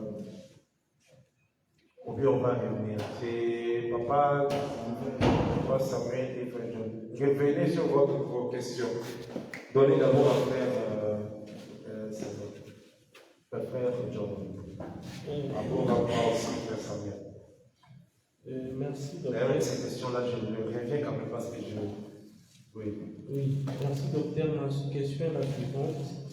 Toujours dans Lévitique 2, vous avez parlé de l'oiseau. Cet oiseau, au verset 16, on a dit que cet oiseau ne devrait pas être. Je suis au verset 16. C'est le verset 17, on ne devait pas détacher les Il ne devrait pas être déchiré, il ne devrait pas détacher. Est-ce que cette écriture peut être semblable à Jean 19, verset 36, où les os de Christ ne devraient pas être brisés? C'était ça la question. Ok, donc c'est exactement ça, la pensée d'abord, c'est ça, parce que le fait que les os de Christ ne devaient pas être brisés, c'est la pensée qu'on a donnée dans Exode 12, on devait aussi briser les os de l'agneau. Donc ça parle aussi de la vie qui doit être dans l'agneau. Aujourd'hui, nous disons, quand on parle doctrinalement, donc nous devons aussi garder la doctrine sans la déformer. La doctrine, c'est les os.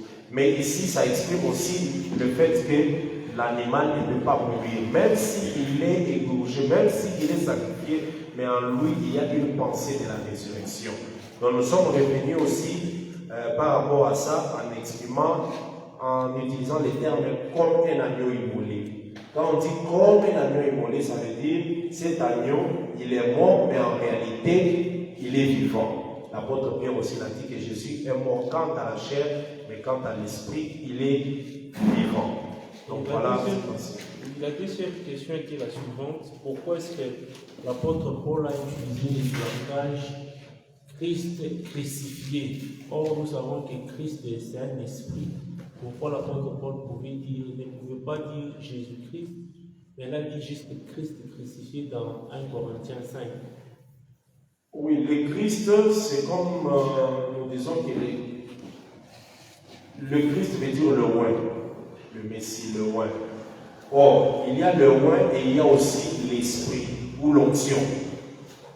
Alors, en tant que oint, il est mort. Mais l'onction qui est sur lui ne meurt jamais. Cette onction aussi s'appelle Christ. Lui aussi, le oint s'appelle Christ.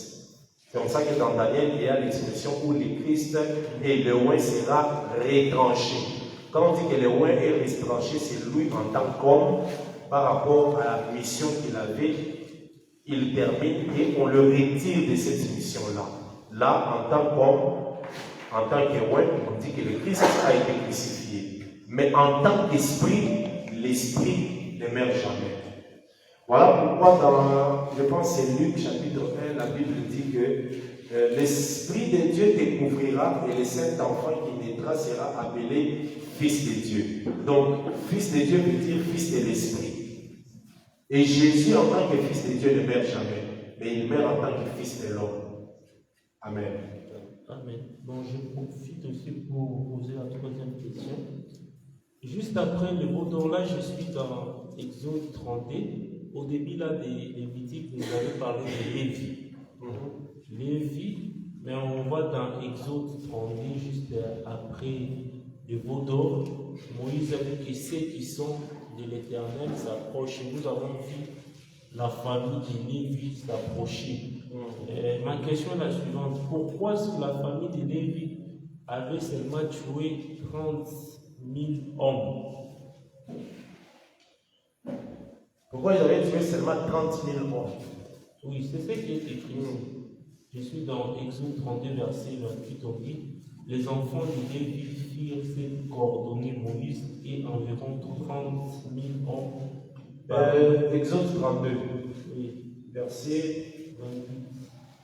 28. Parmi le peuple périt en cette journée. Environ 30 000. 30 000. Oui, je voudrais aussi ajouter, mais on voit aussi lorsque Pierre dans Acte D arrive, lui aussi après la prédication, on dit qu'il y a environ 30 000 âmes. Non, vous parlez de 30 000 ou de 3 000? Je parle de 3 000 plutôt. 3 000, oui, 3 000. C'était 3 000, oui. À la première prédication aussi de l'apôtre Pierre, on voit aussi, il y avait aussi 3 000 âmes qui étaient sauvées. Est-ce que ça peut être une coïncidence ou bien c'est Comme j'ai l'habitude sur les prédicateurs qui disent que les 3 000 hommes que Lévi avait tués là, ce sont les 3 000 hommes que Pierre avait prêché la parole et c'est revenu à Acte. En tout cas, il faut s'abstenir de certaines révélations. Ces 3 000 ici sont les 3 000 du peuple d'Israël. Bon, c'est vrai que dans la révélation, dans un balancement des nuages, on peut toujours aussi prendre cet aspect des choses-là, qu'à cause de la désobéissance, l'Éternel a permis que Lévi, qui est sacrificateur, élimine 3 000 personnes. Mais à cause de l'obéissance, quand le Saint-Esprit est venu, Pierre aussi, qui est aujourd'hui le type de Lévi dans l'Ancienne Alliance, a donné la vie à 3 000. Oui, dans la révélation, c'est pas ça parce que la révélation n'est pas limitée, c'est vraiment les autres qui arrivent, qui permettent d'élanger. Ça, c'est vrai. Mais ici, nous devons savoir que des nombres sont significatifs. Tu vois.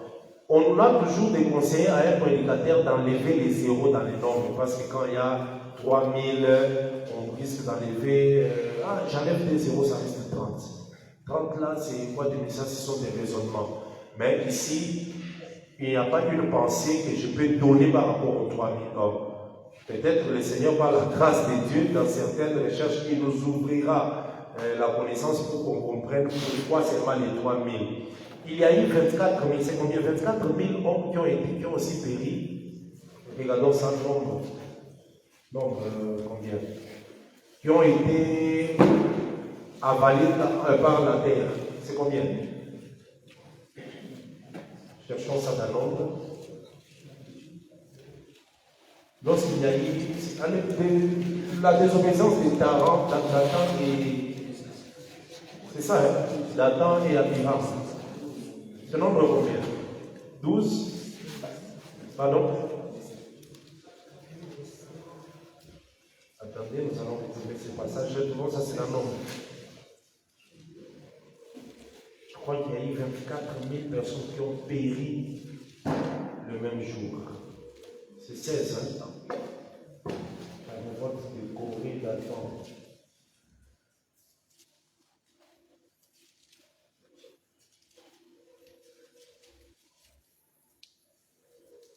Nombre chapitre 16.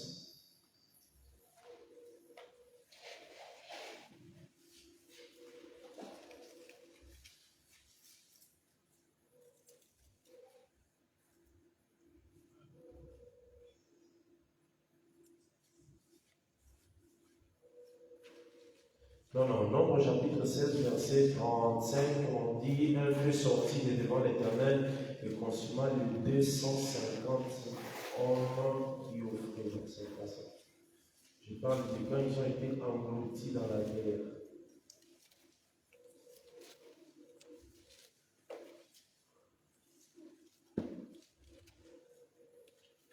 Bon, nous pourrons retrouver ce passage après. Donc, je prenais cet exemple-là pour faire voir que c'est vrai, nous ne limitons pas la révélation. Une révélation peut être par rapport à cette pensée de 3000 qui ont été engloutis le même jour. Il y en a 24 000 qui ont, je crois, qui ont été aussi. Nombre 16 dit 30 aussi. Verset combien? 30. On a donné un nombre là-bas. Puisqu'on a dit seulement la terre ouvrit sa bouche pour les engloutir et tout ce qui leur appartient, ils sont destinés. Là, on n'a pas donné le nombre. Alors, donc, je disais que chaque nombre dans l'Écriture a une explication. Le Seigneur, au jour de l'Éternel, s'il donne la pensée, on peut toujours donner sur ce nombre de 3000 là. Parce qu'on doit garder la pensée de l'Écriture en évitant d'enlever les zéros. Amen. Oui, le frère Samuel. Oui, docteur, la question était de savoir, comme vous avez parlé de gros bétail, on peut considérer aussi Moïse comme étant gros bétail du fait qu'on a témoigné, on a parlé de lui qui n'a pas parlé un grand prophète comme Moïse. Voilà pourquoi j'ai posé la question. On peut prendre aussi Jean-Baptiste, c'est un gros prophète, un gros bétail, comme Jésus lui-même l'a témoigné. Et à cela, nous mettons des garde-fous, parce qu'il y a des granalistes qui peuvent dire aussi non, notre prophète a ressuscité il est aussi parmi les gros bétails. Suite à quelque chose de là, il a ressuscité. C'est suite, parce que les tribalistes aussi peuvent dire qu'il a ressuscité, il est aussi gros bétail. Ok, une bonne question. C'est Deutéronome 34, 10 qui dit que nul ne peut, non, il n'a plus paru en Israël des prophètes semblables à Moïse que l'Éternel connaissait face à face.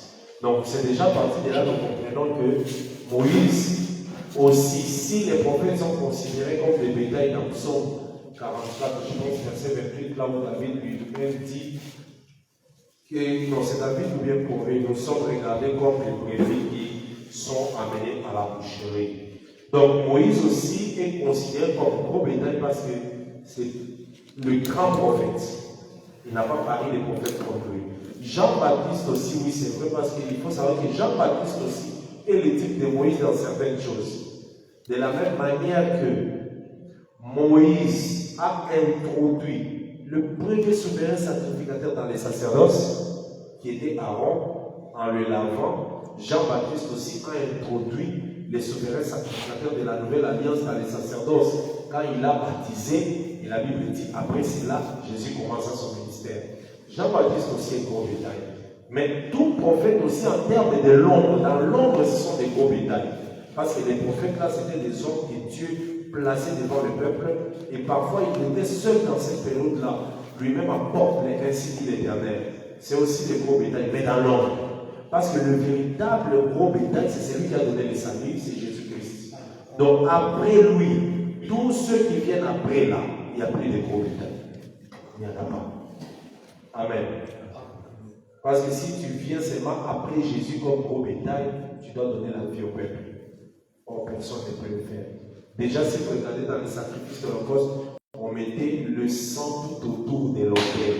J'avais dit que tout le monde, chacun avec son péché, devait normalement venir mourir à l'autel pour son propre péché. Mais comme déjà le premier qui est mort pour nous tous, son sang a couvert, ce n'est plus important que toi, Samuel, tu viennes avec ton sang, moi je viens avec mon sang, parce que le sang de celui qui était mort, on l'avait versé tout autour de l'autel. Si vous regardez, l'autel avait des rebords, mais au-dessus de l'autel, tout autour, on devait verser le sang de cet holocauste-là. Ça prend l'aspect de l'arc-en-ciel. Est-ce que vous comprenez? Pourquoi? Parce que si vous regardez l'autel, il y avait des éclairs, des tonnerres, et la Bible dit qu'il y avait un arc-en-ciel comme de l'émeraude. L'arc-en-ciel, pourquoi? C'est pour que sur ce trône-là, il y a l'Éternel dans sa colère, le peuple qui est là, pour que la colère n'atteigne pas le peuple, il y a le sang tout autour qui calme, qui apaise. Donc il y a déjà un sang là-bas qui va encore venir avec un autre sang. Donc c'était lui le dernier gros bétail qui est venu. Nous tous ici, c'est fini, nous sommes des petits bétails. Mais attention, si nous rentrons dans la doctrine, on peut parler de gros bétail. Parce que quand on dit que Pierre, Jacques et Jean sont regardés comme des colonnes, ce sont des gros bétails doctrinalement. Amen. Un pasteur dans une assemblée, c'est un gros bétail aussi. Mais ce n'est pas un gros bétail pour donner le salut. Mais il est un gros bétail parce que le Seigneur l'utilise aussi. Il est chef du peuple. Tu vois un peu doctrinalement. Donc c'est ça un peu. C'est ça même la beauté de l'évangile. On peut expliquer quelque chose dans la révélation, dans la prophétie, dans la doctrine aussi. Amen. Ok. On va prendre la dernière question. J'ai posé ici des questions, on n'a pas les mêmes. On y va d'abord faire et donc. J'ai une question concernant le fan des oiseaux. Pourquoi on offre les pigeons et les terrestres? Pourquoi on n'a pas cité d'autres? Bon, vous savez, Dieu avait des animaux qu'il lui-même classés, disons d'abord.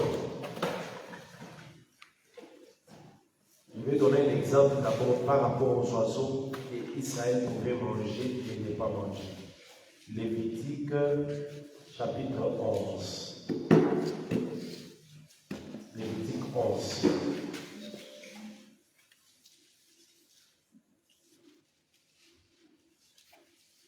Verset 13, je lis au nom de Jésus-Christ. Lévitique 11. Voici parmi les oiseaux ceux que vous aurez en abomination et dont vous ne mangerez pas: l'aigle, l'ophrée et l'aigle des mers, les milans, l'autour et ce qui est de son espèce, les corbeaux et toutes ses espèces, l'autruche, les hiboux, la mouette, l'épervier et ce qui est de son espèce, les chagnons, le plongeon et la chouette, les cygnes, le pélican et le cormoran, la cigogne, les hérons et ce qui est de son espèce, la huppe et la chauve-souris. Vous aurez en abomination toutes les bêtes. Bon, ça c'est pour les autres. Donc tu vois, parmi les oiseaux qu'on a cités là, ce sont des oiseaux qu'Israël ne pouvait pas manger. Si tu regardes dans ces oiseaux-là, il n'y a pas la colombe et la tourterelle. Parce que ces animaux-là, c'était des animaux purs. Ce qu'on a cité ici sont des animaux impurs. Alors, dans l'offrande sur l'autel, on ne peut pas offrir un animal impur. Tu comprends? Donc, c'est parce que la tourterelle et les pigeons, ce sont des animaux purs. Ce sont des animaux, des oiseaux sacrificiels que Dieu a accepté dans les sacrifices. Si tu viens offrir à Dieu l'épervier ou le chauve-souris, il ne va pas accepter ça. Donc, les deux oiseaux-là, c'était des animaux purs. Amen. Dans la liste des animaux impurs, tu vois qu'ils ne sont pas là. Même aussi pour les bêtes, la chèvre, les veaux, boucs, tout ça, ce sont des animaux purs qu'on pouvait offrir à Dieu. Amen. Ok. Merci. Merci beaucoup, docteur, pour la parole. Ouvrez les micros là. Les frères, je pense que son sang, il avait ouvert. Son sang passé. Okay. Allez-y. Merci beaucoup, docteur, pour la parole. Mais moi, j'aimerais juste savoir, est-ce qu'on peut parler du côté de l'Orient là comme du côté d'Israël? Parce que les Jacob, comme vous avez expliqué, qui représente la connaissance. Alors je prends la connaissance là de Jésus qui reste du côté d'Israël. Comme aujourd'hui, Israël reste avec la connaissance physique de Jésus. Dans l'autre, l'un des côtés là, comme des côtés de l'Église. Oui, on peut prendre ça, mais beaucoup plus dans le sens d'Israël qui aura la connaissance après le départ de l'Église. Ces côtés-là, est-ce qu'on peut parler de cela comme Israël? C'est ça d'ailleurs même, c'est ces raisonnements-là que tu as, c'est ça les raisonnements d'un prédicateur. Donc, on peut prendre Israël et l'Est là comme aujourd'hui l'Église, mais après le départ de l'Église, cet Est-là sera Israël. Ici, nous parlons beaucoup de l'Est par rapport à la lumière. La partie qui voit la lumière en premier. Je vous donne un exemple. Vous voyez l'image. Jésus-Christ est né où? En Israël. Mais les enfants d'Israël eux-mêmes, ou le peuple d'Israël, n'avaient pas la lumière sur Jésus. Mais l'image qui venait de l'Orient où il venait, c'est d'où? C'est des nations. De l'Orient où il venait, et ils avaient déjà la connaissance de ces fils-là. Donc, l'image là aussi représente aussi l'Église. Donc ça veut dire que l'Est aussi peut parler de l'Église aujourd'hui. Mais lorsque nous, l'Église, nous partirons, la même connaissance là par les deux autres sera donnée aussi à Israël. Dans ces cas-là, l'Est là peut aussi parler d'Israël. Oui. Frère, il y a Ma question n'a pas été. La question n'a pas été. C'est vrai? Lui aussi? Ok, on va venir. On va venir. Oui. Je voulais savoir, les deux premières séances que vous avez dit, les mystiques, c'est un livre qui est au milieu, qui représente le centre de l'adoration. Si nous lisons aussi Ephésiens 4 et 11, nous voyons que, comme apôtre et au milieu, comme vous avez relié les 5 livres de Moïse. Dans Ephésiens, on porte l'ordre de Jésus. Oui. Dans Ephésiens. Non, comme évangéliste. Ah oui, évangéliste. Comme vous avez relié les 5 livres avec les 5 grâces, là aussi nous voyons que l'évangéliste est au milieu. Est-ce que c'est pareil ou bien? Bon, en tout cas, dire pareil directement, non. Je sais que c'est un positionnement là-bas. Mais ça ne veut pas dire que l'évangéliste, c'est un ministère du milieu. Non. Ici, d'abord, quand on parle de Lévitique, nous disons c'est l'évangéliste. Je ne veux pas aussi condamner quelqu'un qui va dire que pour moi, Lévitique, c'est l'apostolat. Parce que l'apostolat, c'est ça le centre de l'adoration. Aujourd'hui, c'est l'apostolat qui met les fondements. Je ne sais pas si tu comprends. Voilà pourquoi quand nous parlons de cette grâce ministérielle, un autre ministre peut prendre. Nous avons dit, Genèse, c'est l'apôtre. Exode, c'est le prophète. Lévitique, c'est l'évangéliste. Nombre, c'est le pasteur. Deutéronome, c'est le docteur. Tu vois. Mais quelqu'un d'autre aussi peut dans sa pensée dire, comme Genèse, c'est les commencements. Mais dans Lévitique, nous voyons l'adoration. Moi, je considère que l'adoration, c'est ça le fondement du tout. Parce que c'est quand ils ont commencé à adorer dans Lévitique que le Seigneur a trouvé que c'est un peuple saint. Je ne sais pas si tu comprends un peu. Ça, c'est l'apostolat. Pour lui, il peut dire, par exemple, la Genèse ou bien l'Exode, qu'on a l'habitude de dire que c'est le prophète. L'Exode, là, c'est l'évangéliste. Parce que c'est l'évangéliste qui fait sortir les gens du monde. Est-ce qu'il a fauché? C'est l'évangéliste qui tire les gens du monde. Il n'a pas aussi fauché. Donc c'est une pensée. Mais dire que le ministère évangélique aujourd'hui, c'est le centre, non, c'est pas vraiment, c'est pas ça. Amen. Ok. Je pense qu'on va terminer. Ah oui, le frère John. Donnez-lui le micro.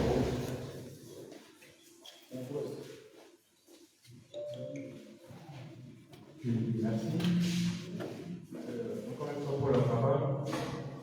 Ma question concerne le verset 16 du premier chapitre de Lévitique, où vous nous avez expliqué le fait que le sacrificateur devrait ôter les jabot et le jeter près de l'autel vers l'Orient. Et vous nous avez bien expliqué en disant que le jabot représente la connaissance qui devrait être donnée à un peuple. Je pense que vous avez parlé de l'Église.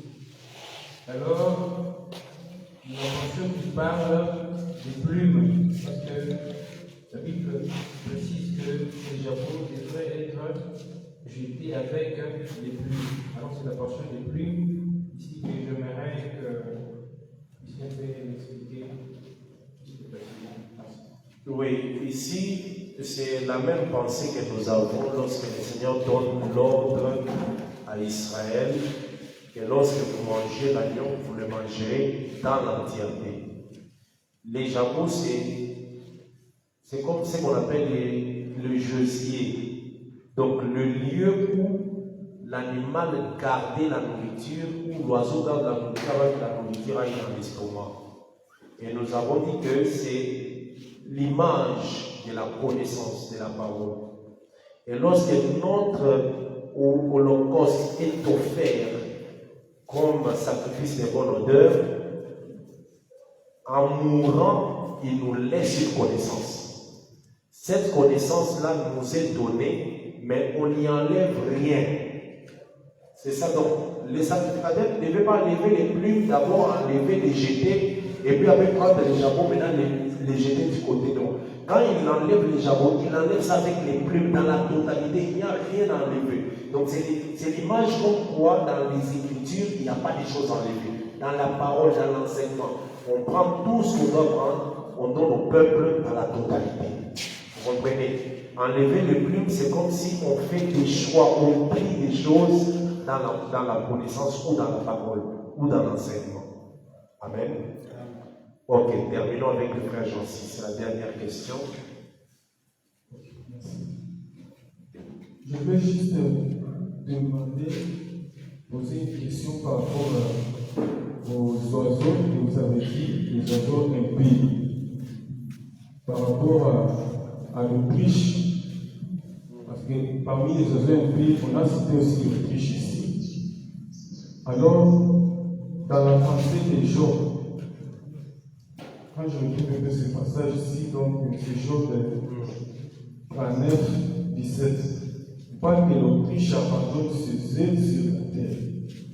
Mais par rapport à la pensée des Job ici, quand il parle de l'Autriche, il parle de l'Autriche comme étant Christ qui abandonne ses œufs, c'est-à-dire les temps où le Christ gardera le silence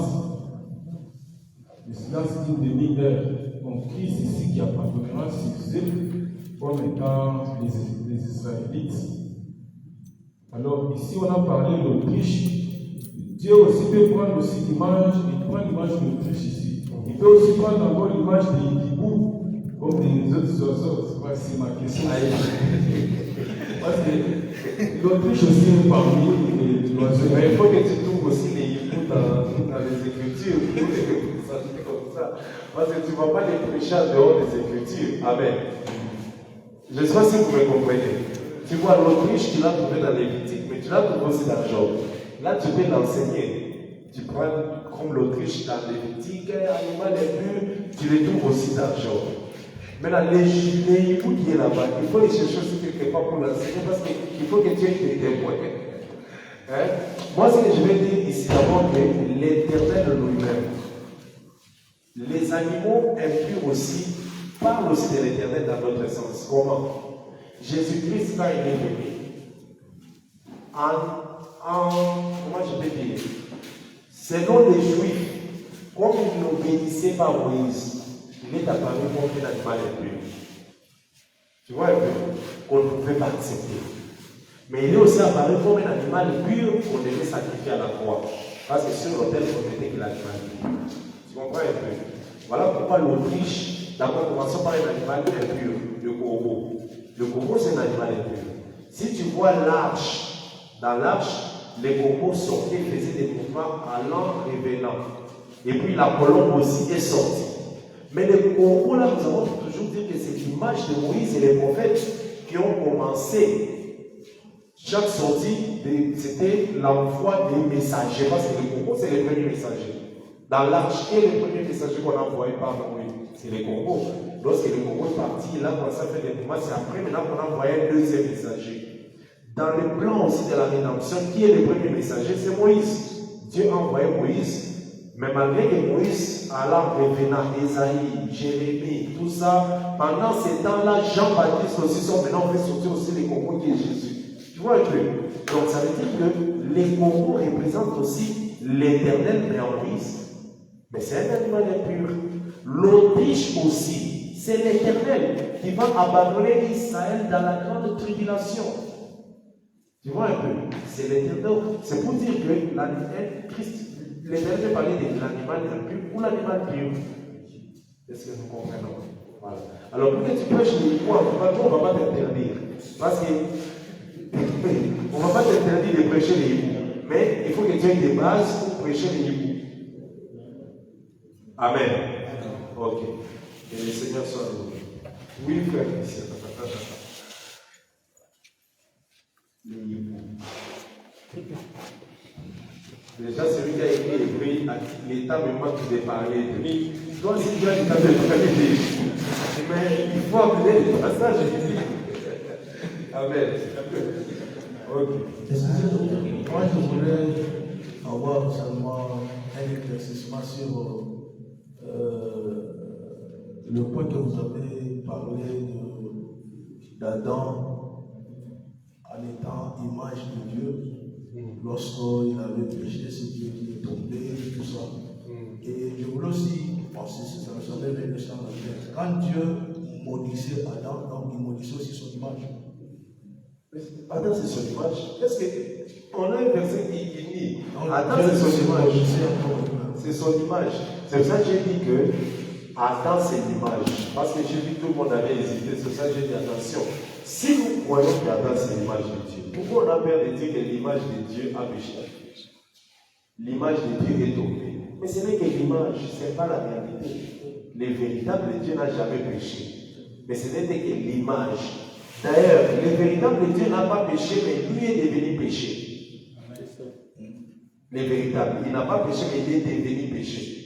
Donc c'est pour dire que ce sont des balancements, c'est pas des nuages, il ne faut pas que nous paniquions, parce que nous sommes des prédicateurs. Hein? Et nous sommes des prédicateurs d'un niveau élevé avec cet évangile. Si tu n'arrives pas à dire certaines choses, ça sera compliqué. Donc l'image d'Adam était placée, mais cette image-là a péché. Dieu est venu, a maudit son image, et après Dieu est venu, il a revêtu son image. Donc il a revêtu, il a restauré. Amen. Ok. Que le Seigneur vous bénisse.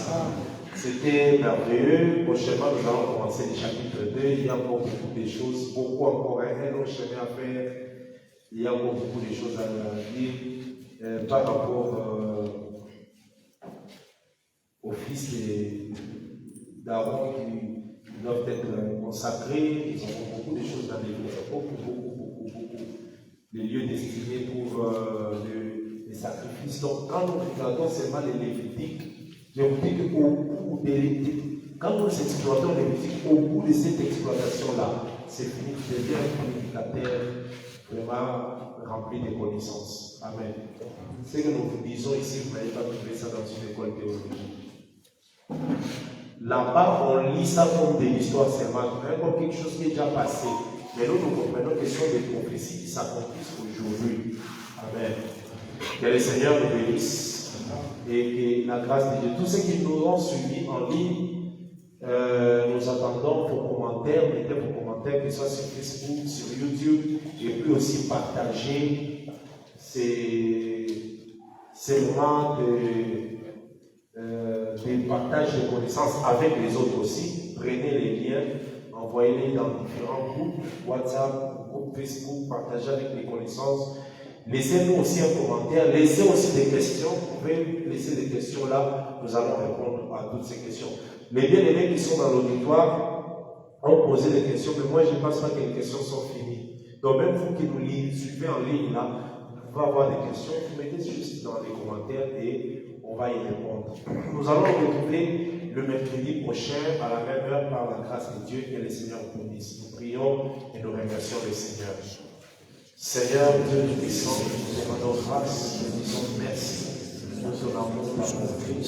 Merci pour tout ce que tu nous as accordé et permis que nous puissions comprendre au travers de ta parole que ton amour, ta grâce et ta bonté nous entourent, Père. Nous bénissons ton nom, Jésus-Christ, et prions que ta grâce, pour Jésus, soutienne chaque personne, Père, avec que nous puissions bénir ta gloire. Merci pour ta bonté, Père. Nous te recommandons cette fois-ci.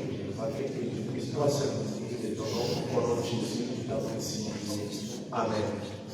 Que le Seigneur soit loué et bénisse le bien-aimé à la technique. Merci.